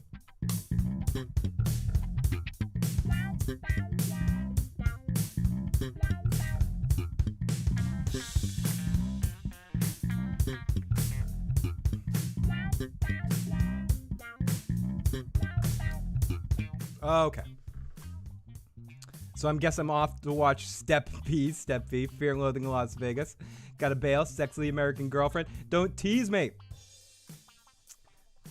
So who is the best actor in the Estevez family? I would say Martin Sheen is. We got a text message that says Martin Sheen is the best actor. But Charlie is surprisingly underrated when he wants to be. Emilio's not a good actor. Okay. I tend to agree. Emilio is not great. But he's fun. He's one of those guys that's good at playing Emilio. He comes out with a big smile on his face. But to the callers, what is it? Area code 617. Oh, it's the Boston area. It's Emilio. Charlie could act when he wanted to act. He was good in Platoon. And I mean, that's the one, right? The other one would be Wall Street, but is he really great in Wall Street as an actor, or is that just a good movie he happened to be a part of? What is great about the movie Wall Street? It's the direction. It's Michael Douglas. I don't know if you could. I don't know. Maybe I'm being salty here, but excuse me. I wouldn't say, if I'm thinking about great acting performances, I wouldn't say Charlie Sheen was an excellent actor in Wall Street. I would say he's serviceable in the part. Where I would say he's excellent in the part in Platoon. He really like makes that movie better with his acting.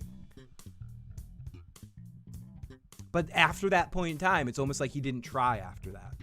He's still good in certain roles, but almost good of how detached he is. Major League, he's great as Wild Thing because he's just not saying anything and he's like grunting a lot. Same in the Ferris Bueller part. Or playing a huge fuck up in two fucking and a half idiots there. I don't know. I don't think he's so much better than Emilio. I think you can say that Charlie doesn't have an iconic role. Charlie Sheen is the Charlie Sheen iconic role. Emilio Estevez has two iconic movie roles. He is Gordon Bombay. He is the movie's Billy the Kid. Those are two pretty big parts. So I don't know, because I think the obvious answer obviously is Martin. I think you got to take Martin Sheen out of it. He's the best of the three. But if we're talking about the two siblings, I don't think it's as easy to say, oh, Charlie was amazing in Platoon, so he's better than Emilio. Emilio is better in Young Guns. So yeah, it's a question for the ages. It's like, who's the better Corey? I mean, I think that's the obvious one. I think Corey Haim was the better actor. I don't think Feldman was a tremendous actor. He was, again, someone that was good at playing himself, but not a great actor. Cheers, Gecko. Oh, we got Atari motherfucking Dad in the live chat. Just finished the latest episode of Fear the Walking Dead. Oh wow, it's funny. This is the time period. It's 10:50. This is the when I would be just going live instead of the time I'm just about to finish. Just finished the last episode of Fear the Walking Dead. Still proving itself to be better than the main show with an insane twist. A twist that killed one of the show's best characters, unfortunately. So those of you that watch Fear the Walking Dead, be prepared for a fun episode. I am upset I never really got back into it if it is producing better content than the main Walking Dead. I think after the 24 episodes of The Walking Dead, I need some Walking Dead detox. And then once I get away from the detox of The Walking Dead, I can kind of go back and give Fear a real chance. It's going to be tough because I still have that transcendental Walking Dead shit all over my body. Like, it's still... It's like the reason why I can't give the Superman and Lois show on CW a shot, no matter how many people tell me it's good. It's because I still have the Arrow and Flash stink on me. That it's hard to give another CW show a shot. And that's how I feel about Fear. I feel like Fear might be good, but my Walking Dead traumatic stress disorder causes me to need to separate myself from The Walking Dead for a while before I'm going to give it an indiscriminate chance. And I will, as long as I live long enough. You know, I could die next week and, shit could happen. I mean, that's probably not going to happen, but it could. You could die at any time. So the Fear the Walking Dead and The Walking Dead teach you. But if I live a reasonably decent left existence to the time when I would normally live to, this is getting weird at the end. But no, if I will definitely have an opportunity and I will definitely give Fear a shot.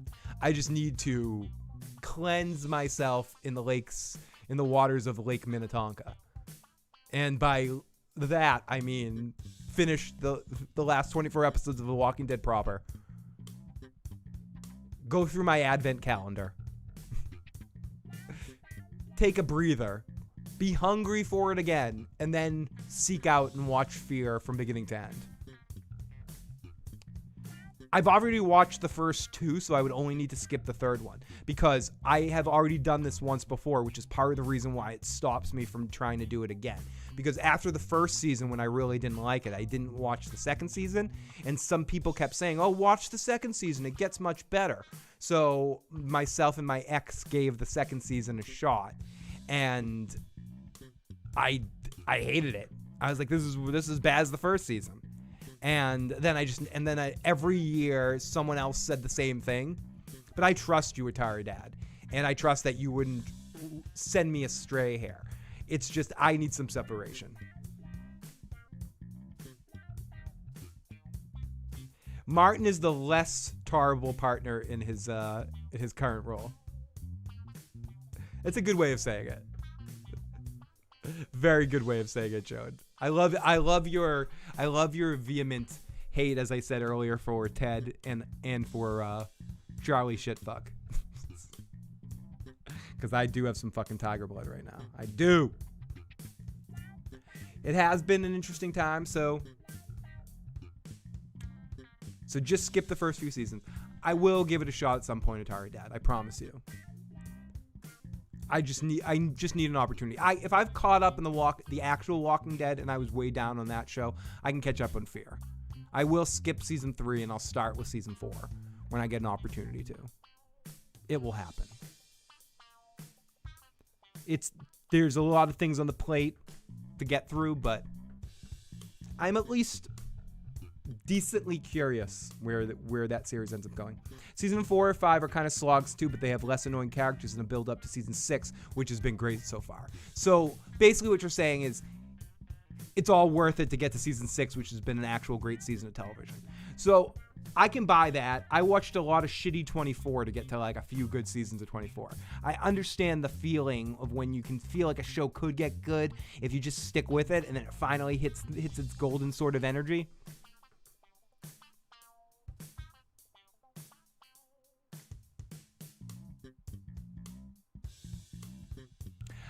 Phil, are you confirming that you're watching him in his current show? I thought you were talking about his commercial appearance. He's in a commercial with Charlie. I don't know what current show Martin Sheen's in right now. I specifically was talking about like he's in this he's currently in a commercial that's in constant rotation that I see almost every day with him and Charlie. So I kind of thought you were making a joke in the sense of like his current role as being like Charlie's PR person or something, but I didn't know he was actually in a show at the moment.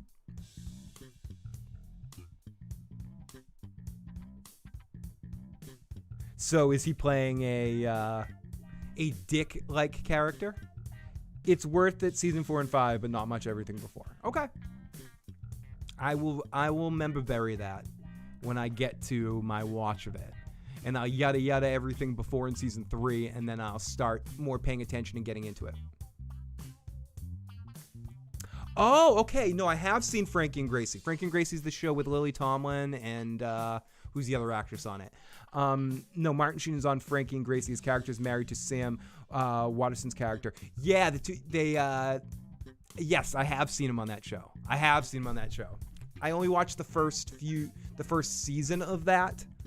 I haven't caught up to it, but I have seen Frankie and Grace. I like Lily Tomlin.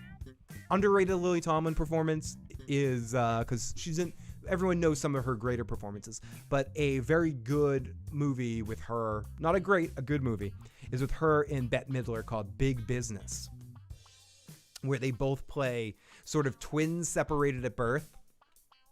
So they both play, excuse me, I got the weird hiccups. They both play two versions of themselves, one a big city version and one a country version. Lily Tomlin also is, I saw her one-woman show once. Unbelievable talent, Lily Tomlin. Jane Fonda, thank you, Joan. That's who the other actress is on it. The Clark family's as annoying as fuck, but once they killed them off, fuck that family. But yeah, Big Business. It's a good movie. Good 80s, early 90s movie. I'm not sure if it was late 80s or early 90s. Yeah. Yeah.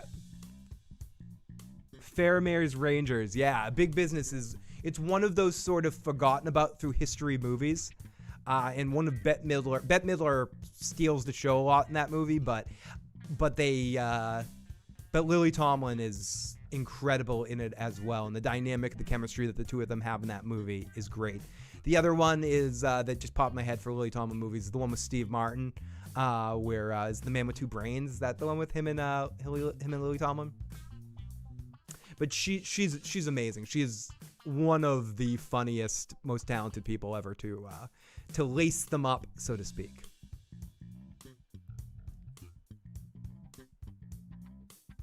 I also adore June Diane Raphael, who is in it. And thank you, Faramir's Rangers, for popping on in. You're a name I don't usually see around these parts.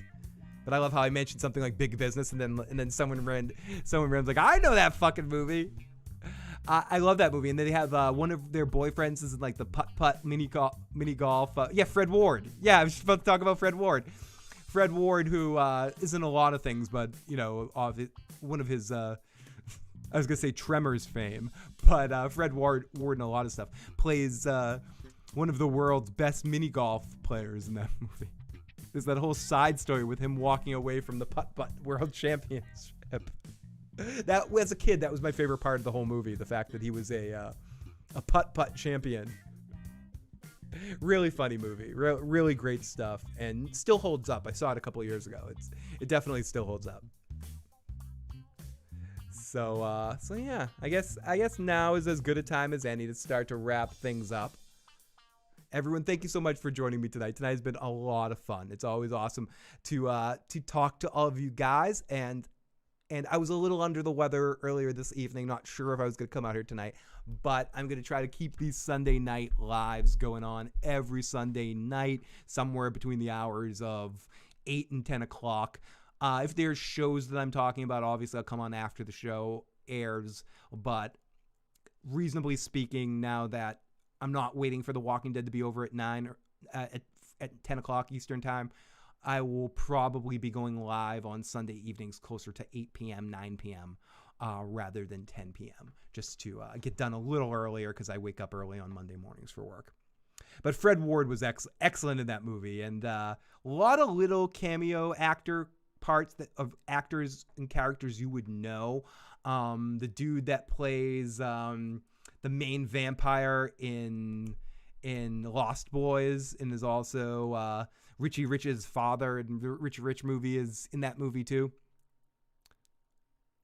Love you, Fair Mares Rangers. Love you as always as well. And thank you so much to all of our super chatters earlier this evening and to all of our patrons that support us every month here. And I got a lot of really fun content coming out for you patrons real soon. I'm going to release all the audio versions of every single panel for the 2018 and 2019 Con of Thrones that I was on.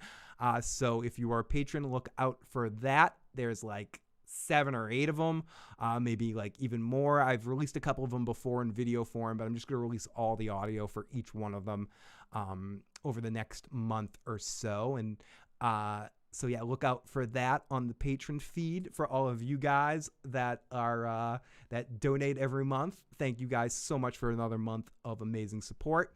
To you guys that check things out every week, as I mentioned, next time I'll be live here is on Tuesday evening for some Sopranos discussion. But of course, if you're joining on a Sunday night, every Sunday night, just know, pending some work situations or sick purposes, I will be on every Sunday evening between the hours of 8 and 10 p.m. To have some fun babble discussion. So just make sure you know Sunday evenings, come on and check out some Issues Guy bullshit. So yeah, I always get sad. I don't like ending things, but yeah, patronize me. Just patronize me all the way. I guess it's time to go. It's always sad to go. Everyone, thank you so much. If you haven't already and you enjoyed this video, hit the like button, hit the subscribe button, share the channel with a friend, tell somebody about me, spread the word, help the channel keep growing. We keep going up and above and below and above and below above the 14,000 subscribers. Help us stay above the 14,000. Help get more and more folks that would like our brand of silliness over here. I mentioned a few times, but I'll be live on Tuesday evening here, all live on Wednesday with Teflon TV, and then back here again on Sunday. I might also pop on my Twitch channel before then, so follow me on there. And if you haven't already, check out the Mighty Duck video I posted earlier tonight. Look out for maybe another one of those short little videos if there's a trailer or if there's some silly information I want to react to. I love you guys. You guys, it means so much to me that you guys come out here and check this out and make me part of your weekly entertainment silliness. I'm glad to add just even a fraction, a bit of a smile or a laugh or some goofiness to your day. And thank you to all of you guys that donate. I really do appreciate it more than you know. I'll be back soon. Love you guys. Talk to you next time.